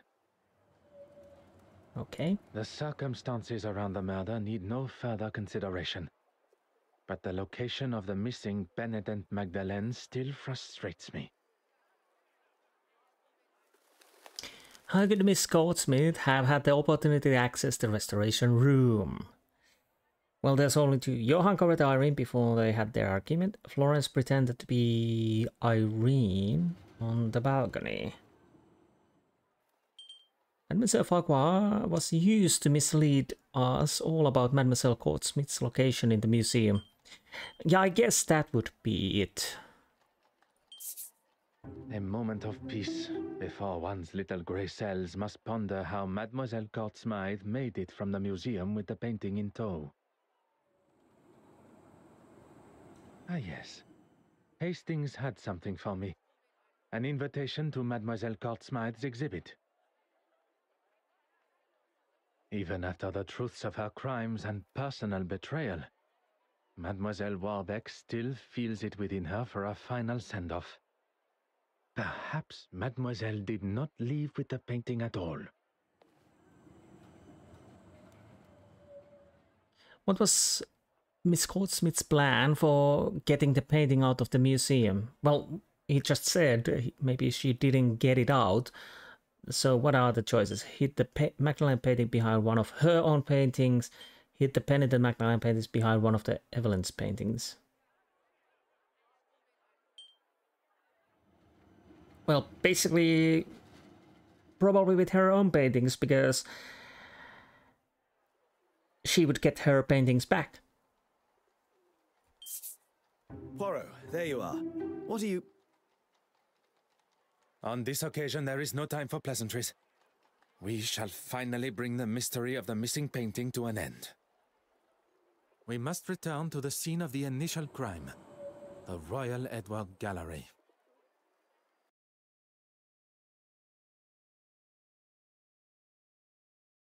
Is everyone present? Please ask them to convene in the exhibition room. Is there something you're not telling me? All will be revealed. Well, let's see. Messieurs et mesdames, thank you for joining us here today. What's this all about? Yes, my time is rather valuable. I thought everyone was here to see the exhibition. I'm all for looking at some real art, as long as it's not all hers. I understand the frustration and hostility that most of you must feel towards her. For some, even... Hatred, loathing, disgust. Betty, please. Even after everything, you stand here and defend her? I'm not defending her. If anyone should hate her, it's me. Perhaps you should move on. In this room is where it all began. Or at least, that is how it appeared. We are all aware Mademoiselle Court Smythe was behind the painting's disappearance. But it was not a moment of greed that drove her, but rather a well-orchestrated plan that involved most of you tangled in her web of lies and deceit. All right. We all know why we're here. Maybe you can speed it along a little. At the Detective Inspector's request, I shall forego the series of events that led up to the theft of the Penitent Magdalene painting. Perhaps a fitting place to begin would be with the death of Mademoiselle Court Smythe. If that's going to get things moving. You are all aware of the fire and murder that took place at Mademoiselle Court Smythe's loft apartment. The fire that she started after having one too many. No. She was already dead by then. That is where the difference between desire for the truth and the actual truth go their separate ways. Inside Mademoiselle's apartment was the Penitent Magdalene painting, or at least a forgery. One of 4 produced by her own brush. The fire was set purposely, in an attempt to destroy evidence and hide the true nature of her death. Poison. Oh, okay, so... Mademoiselle Goldsmith's portrait of herself. I think perhaps the title may not be as accurate as she herself believed. So, what am I going to do now? Deliver your findings. Then, why did you... Okay. Hello, Mortimer. Do I interact with you then? I know things got out of hand, but it was you that broke into my office in the first place. What crime did Mr. Aylesworth commit? Pulled a gun on an officer of law? Monsieur Aylesworth was involved with the theft of the Penitent Magdalene and had the intention to claim the insurance money. I think that's it then. There still remain one missing forgery. Oh right, yes, four forgeries, yes. The image of the honorable and distinguished gentleman that you present yourself as has gone on long enough. It may seem like an alien concept to you, but we English, we take great pride in how we present ourselves. Stiff upper lip and that sort of thing. And you wish to present yourself as a sick man or a man that would not aim a gun at an officer of the law. A man that takes great pride of purchasing forgery and attempting to claim its monetary value on insurance. Let's go with that. How long are we going to entertain this man's twisted fantasies? Poirot, can we move this along? While searching the main hall for clues, a snuff box was found, full of cocaine. And after speaking with my good friend, Monsieur Demire, about the effects of cocaine on the human body, recent studies have discovered that the use of cocaine and other such stimulants can put a tremendous strain on the human body, including an increased heart rate. Oh, preposterous! I would never do that. your heart attack became the perfect distraction while Mademoiselle Smythe was able to slip into the exhibition room and remove the painting from the wall. So indeed, yes, it was used as a distraction. Faking a heart attack is pretty low, even for a politician. Monsieur Hastings. Once the painting had been confirmed as stolen. And Monsieur Aylesworth had bothered the detective inspector enough to show he had nothing to do with its disappearance. He would get to keep the original and claim the insurance money. He was going to have his cake and eat it too. I'm not going to stand here. You'll stay right where you are. A stolen painting, timed perfectly with his crossing of the aisle in the House of Commons. All designed to raise his profile, just in time to announce his desire to be a prime ministerial candidate. I wasn't doing it for me. The poor and the needy. I wanted to give them a voice. I have never heard a more self-righteous claim for breaking the law in all my life. How am I meant to help those that really need it unless I'm in a position that can really bring about change? Okay, I guess we're done with that. Well, Horace, you're standing there. Let's go with you then. I have dedicated my life to serving God. I have no need to be involved in any of this. What crimes did Bishop Montjoy commit? Well, he didn't destroy paintings. Theft and embezzlement. He's made forgeries and sold the... Wait a minute. And sold the real ones, probably. So, theft and embezzlement? The pieces you had commissioned by Mademoiselle Smythe, which hang on your church walls. Why are we even standing here listening to this man? Has this got anything to do with, frankly, anything? I can assure you, Detective Inspector, the Bishop's relationship with the deceased is more than I imagine we all thought possible. Business partners. As horrifying and atrocious as the Bishop's actions were, one should not allow that to become the focal point. Business partners. Mademoiselle Smythe's forgeries would be hung on the church walls, while the originals were sold on the black market to lace your own pockets. You have no proof of these accusations. Poirot, the Penitent Magdalene. How could one forget? We have already discussed one of the multiple forgeries, and found amongst your hidden collection the second. Mademoiselle Smythe sold you a forgery that you believed to be real, and upon learning of its fabrication, you lashed out, destroying it. One should not allow oneself the arrogance to consider themselves the smartest in the room, especially when they have already fallen foul to another's lies and deception. I am sure theft and embezzlement are questionable enough in God's eyes. Okay, do we need to talk? Well, let's go with Anastasia if we can. If we can. Poirot, you're making everything look a little bit ridiculous. Let's try again. It all ends here, where it began. Oh, okay, so we're not talking to her.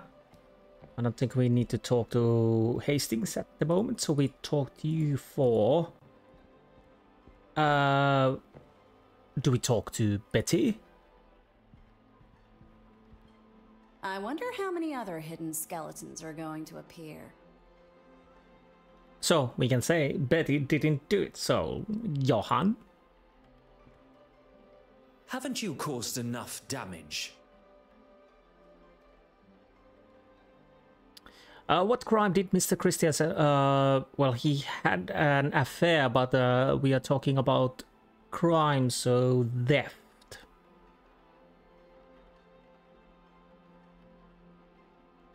Did she really steal money? But, okay.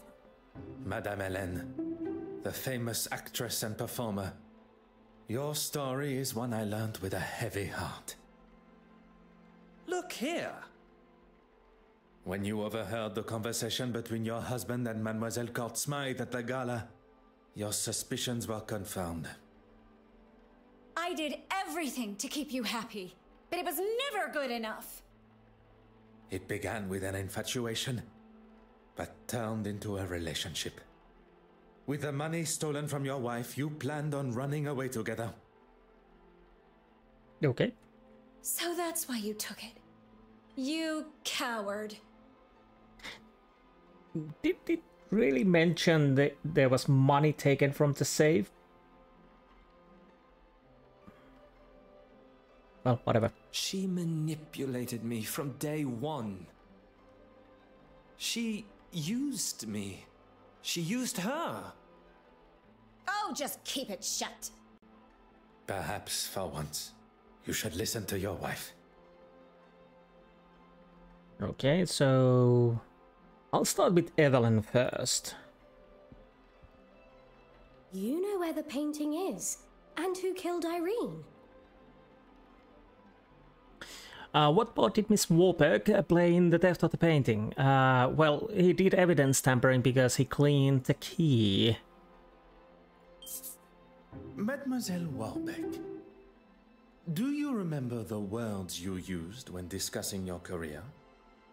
No, I mean, yes. You're taking it out of context. On the contrary, Mademoiselle Court Smythe threatened your career by involving you in the theft. The exact context you described. I wouldn't kill her, though.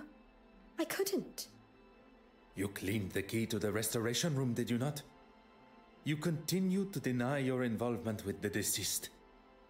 A relationship that was nothing more than misplaced love. You think I don't know that now?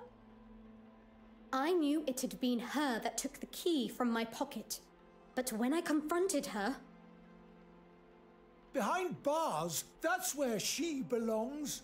Oh, do shut up, Horace. Give it a rest, old man. She can't speak to me like that. Before you continue riding your high horse, Your Grace, perhaps one should consider one's own actions. My actions? How dare you? You're making a mockery of me, the Church, and God himself. Well, just you. Leave the God out of it. It is you that makes a mockery, and I'm sure God will forgive me for saying so. Okay, and Farquhar. Wait.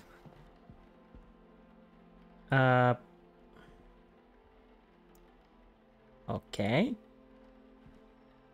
This is all going to make for some story. But it would seem like you're not telling it. What part did Miss Farquhar play in the theft of the painting?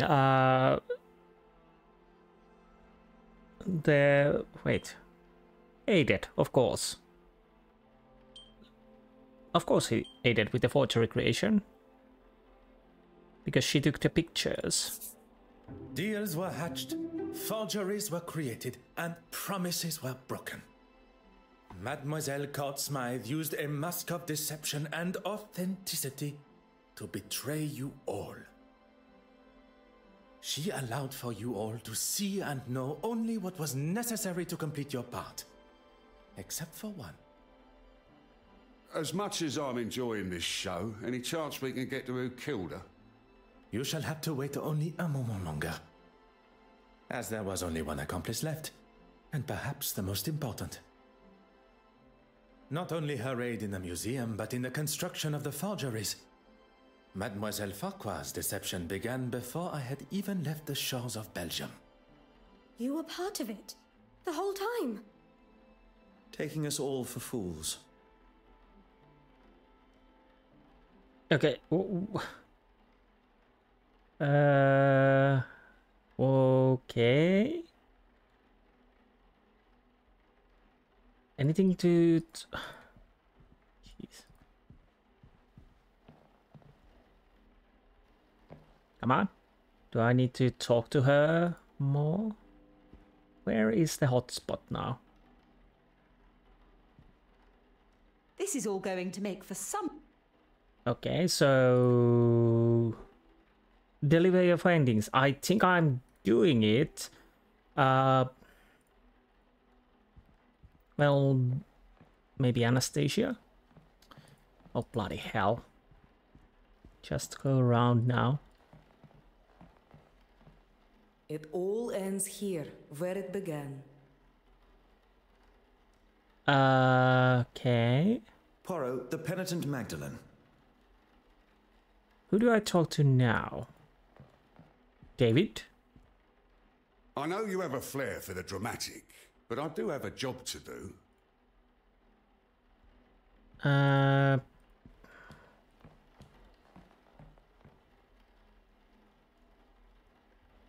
Wait, what am I supposed to do now? Why we can interact with that? Okay, I don't know anymore. Let's check that. What is... Please go there. Okay, I don't know. Let's go through here then. I thought it was on the other side. What is this? Why can we interact with this? A figure stands peacefully on the shore, watching the chaos of nature before them. I wonder if Mademoiselle Goldsmith considered herself as that figure. Okay, so that's the... Is that the only painting we can interact with?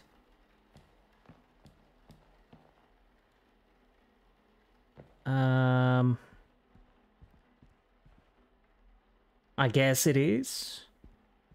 So... Evelyn? Okay, do I need to go? Deep down, I knew she never loved me. And it was all too good to be true. As Blake said, hindsight is a wonderful thing. So...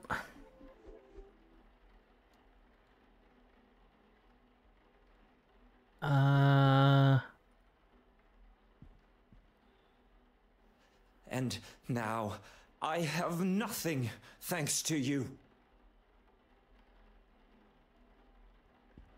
I wonder how many other hidden skeletons...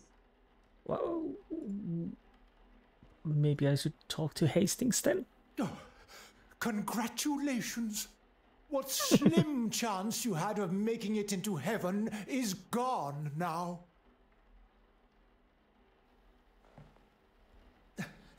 I hope you're happy with yourself. My political career is over. Okay, thank you. I can't even talk to you, Emir, at all. Hastings, do I talk to you then? Poirot, the Penitent Magdalene.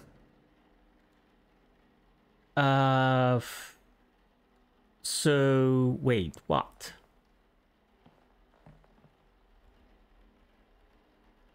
There's only 2 paintings I can. Nature's Power.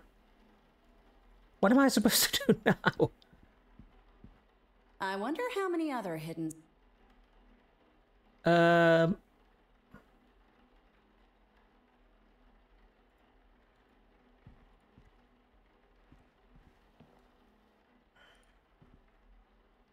This is all going to make for some story.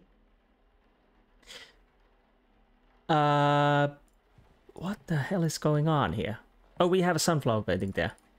Okay, let's check that too. An interpretation of famous painting created by artist Vincent van Gogh. Mademoiselle Goldsmith manipulated everyone. But that does not excuse the parts that you all have played. That was weird. Poirot, the murderer. Tell us now, or I'm marching them all down the station. Of our suspects, all guilty in some form or other, only one committed the ultimate sin. Monsieur Christiansen, a lover, jilted and tossed aside from a life promised together. Mademoiselle Warbeck, another that was promised her heart only to become a second, caught in Mademoiselle's web.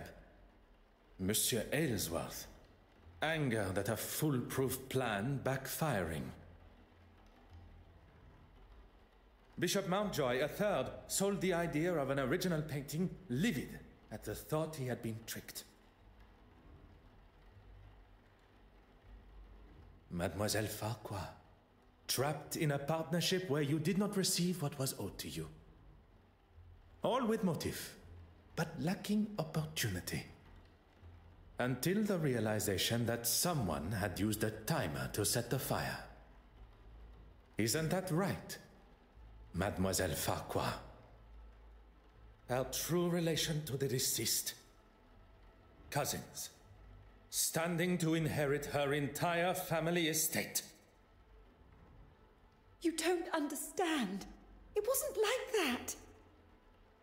You decided to poison her with potassium cyanide, a chemical often found in photography development, via the cork of a bottle of champagne. Wearing an almost identical hat to the deceased, you were able to disguise yourself as her and be seen by the neighbor. Leaving her body lifeless in her own apartment, you tried to cover your involvement in both the forgeries and the murder by destroying any evidence. Incredibly clever. Your nefarious plan setting the fire almost tricked even I. Oh, so is the idea that she left the building and the neighbors saw as her and thought her neighbor was leaving, and when the fire started later, that would point towards that. I don't know anymore. Did you really just praise her for starting a fire? On the contrary, it was the deception behind the fire. A timer was used, allowing for Mademoiselle Farquhar to be seen in her office as she slipped in and out of the dark room window. Again,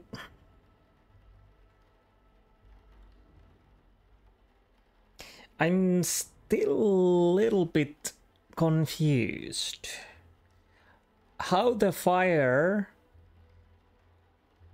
achieves any alibi to Farquhar, because the point is, at the time of the murder, she was seen by her colleague, and, well, she was apparently in the dark room where she left and came back. I'm still uncertain about how the fire played in that. I would say that it would play towards the neighbor seeing what she believed to be a neighbor. I don't know anymore. I didn't want to kill her, but she gave me no choice. She gave you no choice? You planned and executed a brutal murder. She was your cousin. A cousin that has controlled me for years. I couldn't escape her. She held you captive? I did not see a prison cell in her apartment. No, of course she didn't. Emotionally and financially, I was her captive. I was a struggling critic, but she taught me how to stand up for myself and get what I wanted, what I deserved. You were aware of her scheme all along? Not at first. I didn't know she was selling them on the black market. But even when you did find out, you didn't stop. There was always a reason I couldn't. And what money I did get, she would hold for me. I couldn't remain under her control anymore. There was no other way. Mademoiselle, there is always another way. All I see is the student becoming the master. Detective Inspector, perhaps it is time that Mademoiselle was escorted to the police station. The truth has been revealed, and Mademoiselle Courtsmythe's murderer will pay the price for her crimes. There is something you're forgetting, though. If you think for a moment that the location of the original painting has slipped my mind. Go on then, where is it?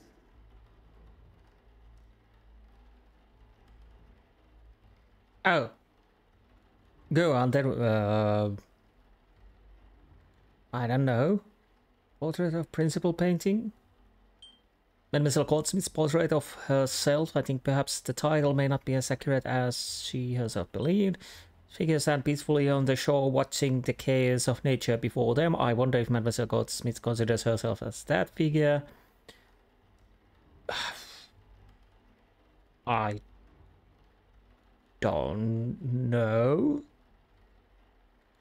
Maybe, well, let's go with nature's power painting.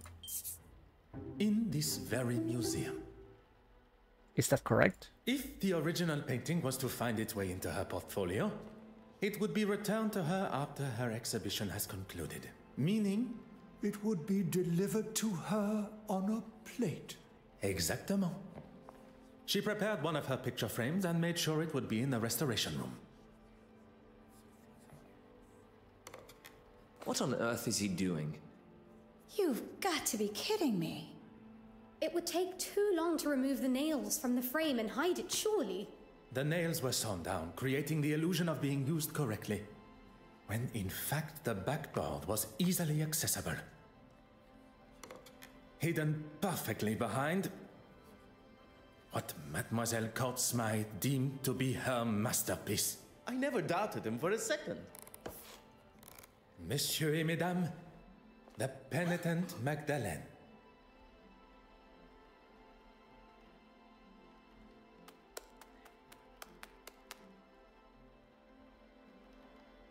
Well, at least I was lucky with that. Huh.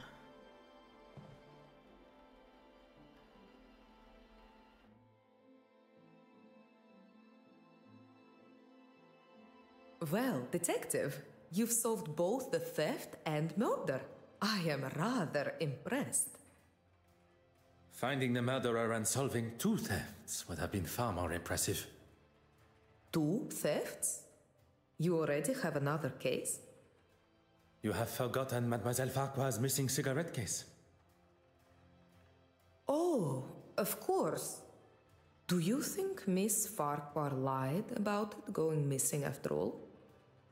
Mademoiselle Farquhar is far from an honest woman. Lies tripping from her tongue at every turn. What happened there? It cut too often. Okay, so every turn. But if our motive was indeed to fake theft and claim the insurance money, she would surely not have left it lying where Mademoiselle Babagnan claimed to have found it. Mademoiselle Babagnan's motive is now clear. How she pulled off such a cunning theft still eludes me. Something Hastings said has my little grey cells fired up. Nothing is ever quite what it seems. I suppose we are all forgeries or counterfeits in some form or other. Could Mademoiselle Babagnan have pulled the wool over my eyes in a similar way? I must return to the evidence from the ship with this new perspective. Okay. Why would Miss Babagnan have stolen the cigarette case only to return it? To be invited by Florence to the gala? It is you that should be happy, mademoiselle. With no effort at all, you were able to save the day with barely a second thought. But again, I still don't know the motive, but we probably find out it soon.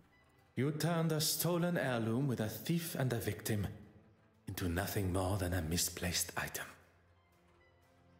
A case of being in the right place at the right time. I do not believe in coincidence. You were where you were meant to be. Had you not boarded when you did, you would likely have not been invited to the gala at all. Or been able to be within touching distance of so many beautiful and historical pieces, including the silver mantle. One thing I have learned during my time here in London is that people portray a version of themselves. One to be seen or be met, and another that remains hidden from the world. What are you trying to say, detective? That there are some that wear a mask of authenticity. That perhaps, under different circumstances, I would have had the pleasure of meeting a different Mademoiselle Babagnan. Will you be leaving London now? There are a few small matters to settle before I leave. Mademoiselle Farquhar is now in the hands of the Scotland Yard, where she will stand trial for her crimes. You really do believe in the law, don't you? If you do not believe in the law, madness and lunacy will ensue. And everyone should be punished for their crimes? I believe that we should be held accountable for our actions. No one man is above the law. Or woman. And you, mademoiselle? Are you to leave London? There's nothing more for me here. I hear Paris is quite beautiful. Perchance our paths should cross again. Perhaps, under those different circumstances. I look forward to it, Detective.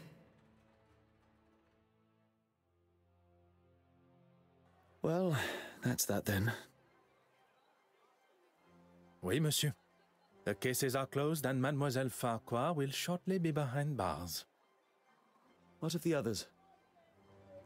Judging by the detective inspector's glare at Monsieur Aylesworth, he will not be escaping the law. And Bishop Mountjoy. Once news spreads of his connection with the black market, I would question his attendance come the Sunday service. I was hoping at least someone would get a happy ending. Monsieur Hastings, you have been by my side throughout this investigation. Without you, the guilty parties, would not be facing the consequences of their actions. I helped where I could, but it was mostly you. I know that. What you may not know, and I would kindly request you keep to yourself, is that I consider myself somewhat of a... loner? I would not go as far as that. But it appears you understand my sentiment. Good thing I was around to save you from a gunman. I fear I shall not live that down. I'll maybe hold on to it a little longer. Not many can say they've saved the great Detective Poirot. The great Detective Poirot. As much as I admire your formality, I think we should look for something more familiar, accustomed to our new relationship. Our new relationship? I have seen the benefit of friendship. Connecting with someone that can be trusted and loyal. Someone that shares an authenticity not only in themselves, but in their beliefs. And that's me. Detective Poirot and his trusted friend, Arthur Hastings. It does have a certain charm to it, n'est-ce pas? Well, that was Agatha Christie, Hercule Poirot, the London case. Interesting run, I have to say. The mind maps, most likely a little bit more forgiving than the last one.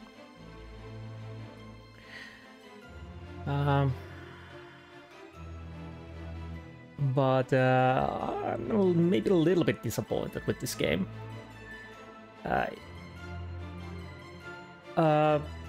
Weird little glitches and bugs. Okay, fair enough. They're always that, but to be honest, this is the second game with the same engine, and there are little those, so there's always that. Story, it was okay, not great. Okay, the characters. Oh, I'm gonna skip this now, because I want to get those musics off. The characters, they definitely followed Agatha Christie's suit. You had multiple persons with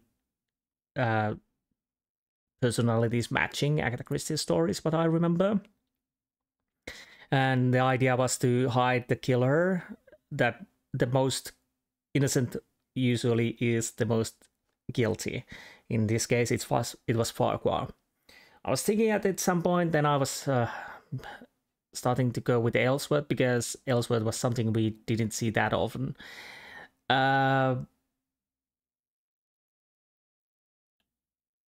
Again, this had the same problem that you have to connect the dots before you can.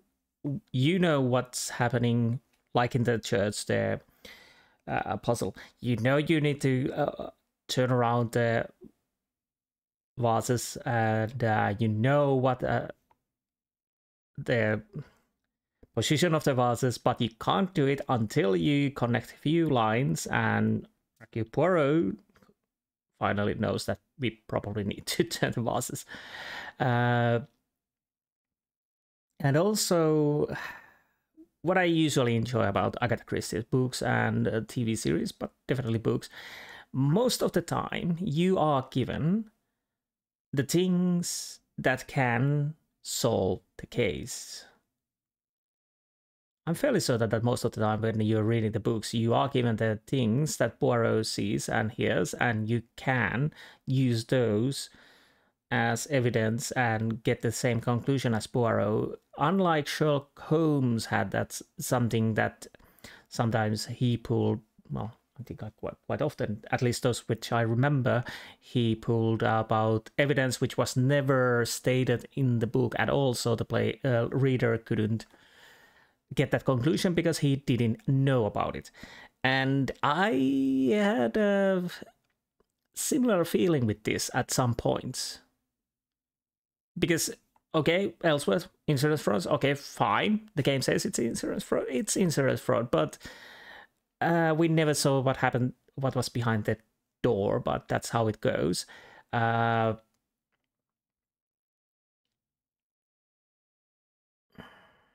candle thing, I'm still a little miffed how it points out to what Farquhar.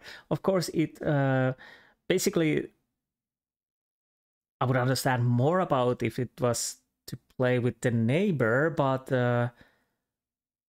it was mentioned that it would give her to alibi when she was in the dark room, which isn't an alibi because nobody sees her in the dark room. They just assume she was in the dark room. And I can't remember now, did Nathaniel even mention that she went to the dark room? She said that he said that she was just doing his piece. Well, maybe because the Farquhar herself said that she was in the dark room. But again, yeah. So, honestly, I had hoped better. The first one, it was okay. I enjoyed this.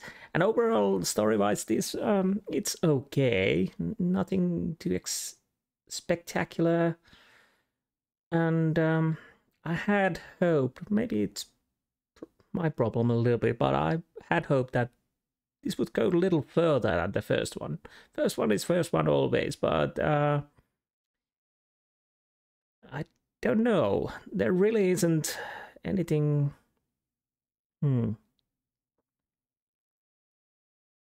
that new in this.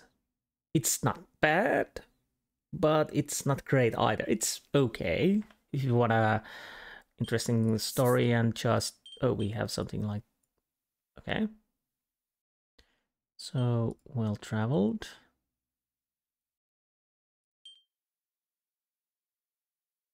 So, yeah, I would say it's quite mixed. It's more that you are just collecting stuff and then pulling lines between the stuff, and then you're told what has happened. I don't know. I'm interested to see the next, the next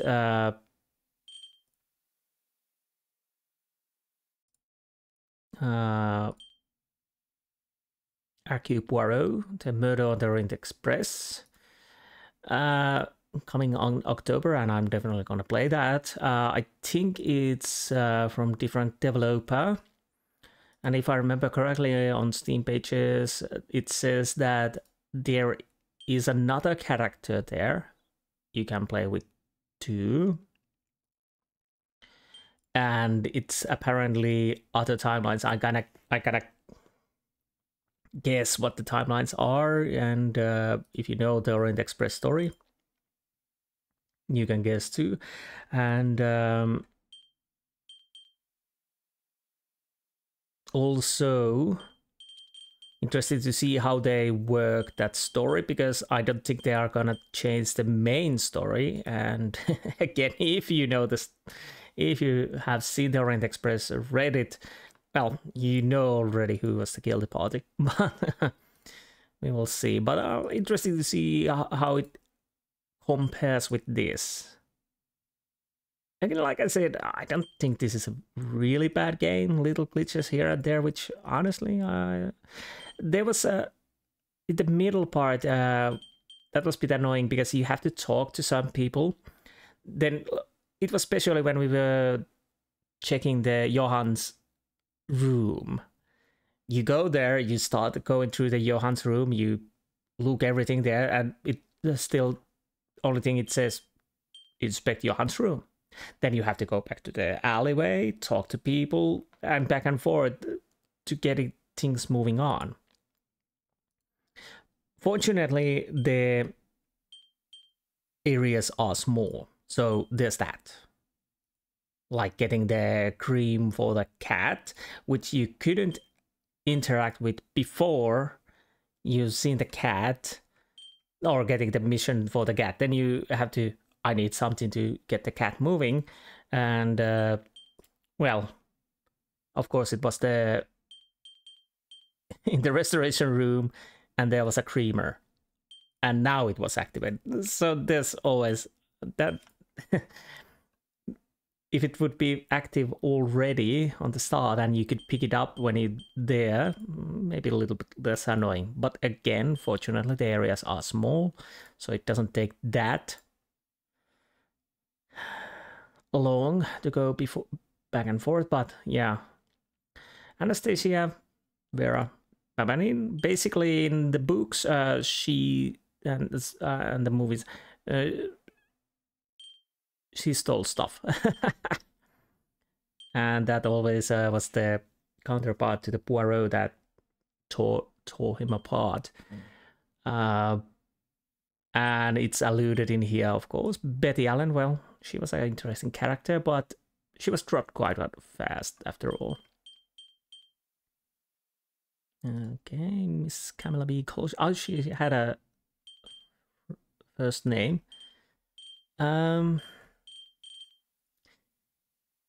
Yeah, I don't know. Maybe I wanted a little bit more. After the first one was okay. Again, it was pretty okay. Good. I did enjoy it. And overall, I would say that I liked this one. Not maybe that much enjoyed, but liked. It's not that bad. But yeah, then we have this Marvel. Yeah, okay. But yeah, I don't know. Nathaniel Dryden. Bartholomew. Find a missing cat. Perkins, visit the lonely dog. Oh, okay. So, if you want the very relaxed and not that hard game, yeah, this is maybe okay.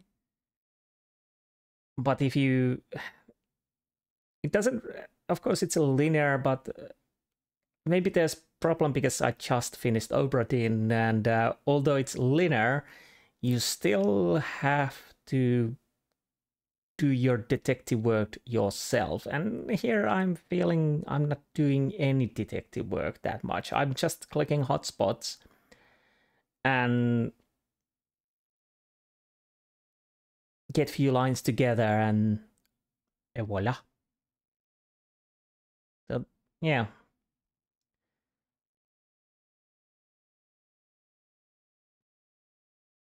Maybe a little bit more detective job here, but it's okay. It's okay. Just that. But again, I'm interested to see the next one. And next, but before that, I'll need to play something else, and I'm guessing it's LA Noire. I haven't played that for a while, and that would be probably something I could do now. So Probably LA Noire, most likely. Almost 99% certain. I don't know if I take one day off, but yes. Anyways, I hope you enjoyed this, and I will see you on next game. Until then, goodbye.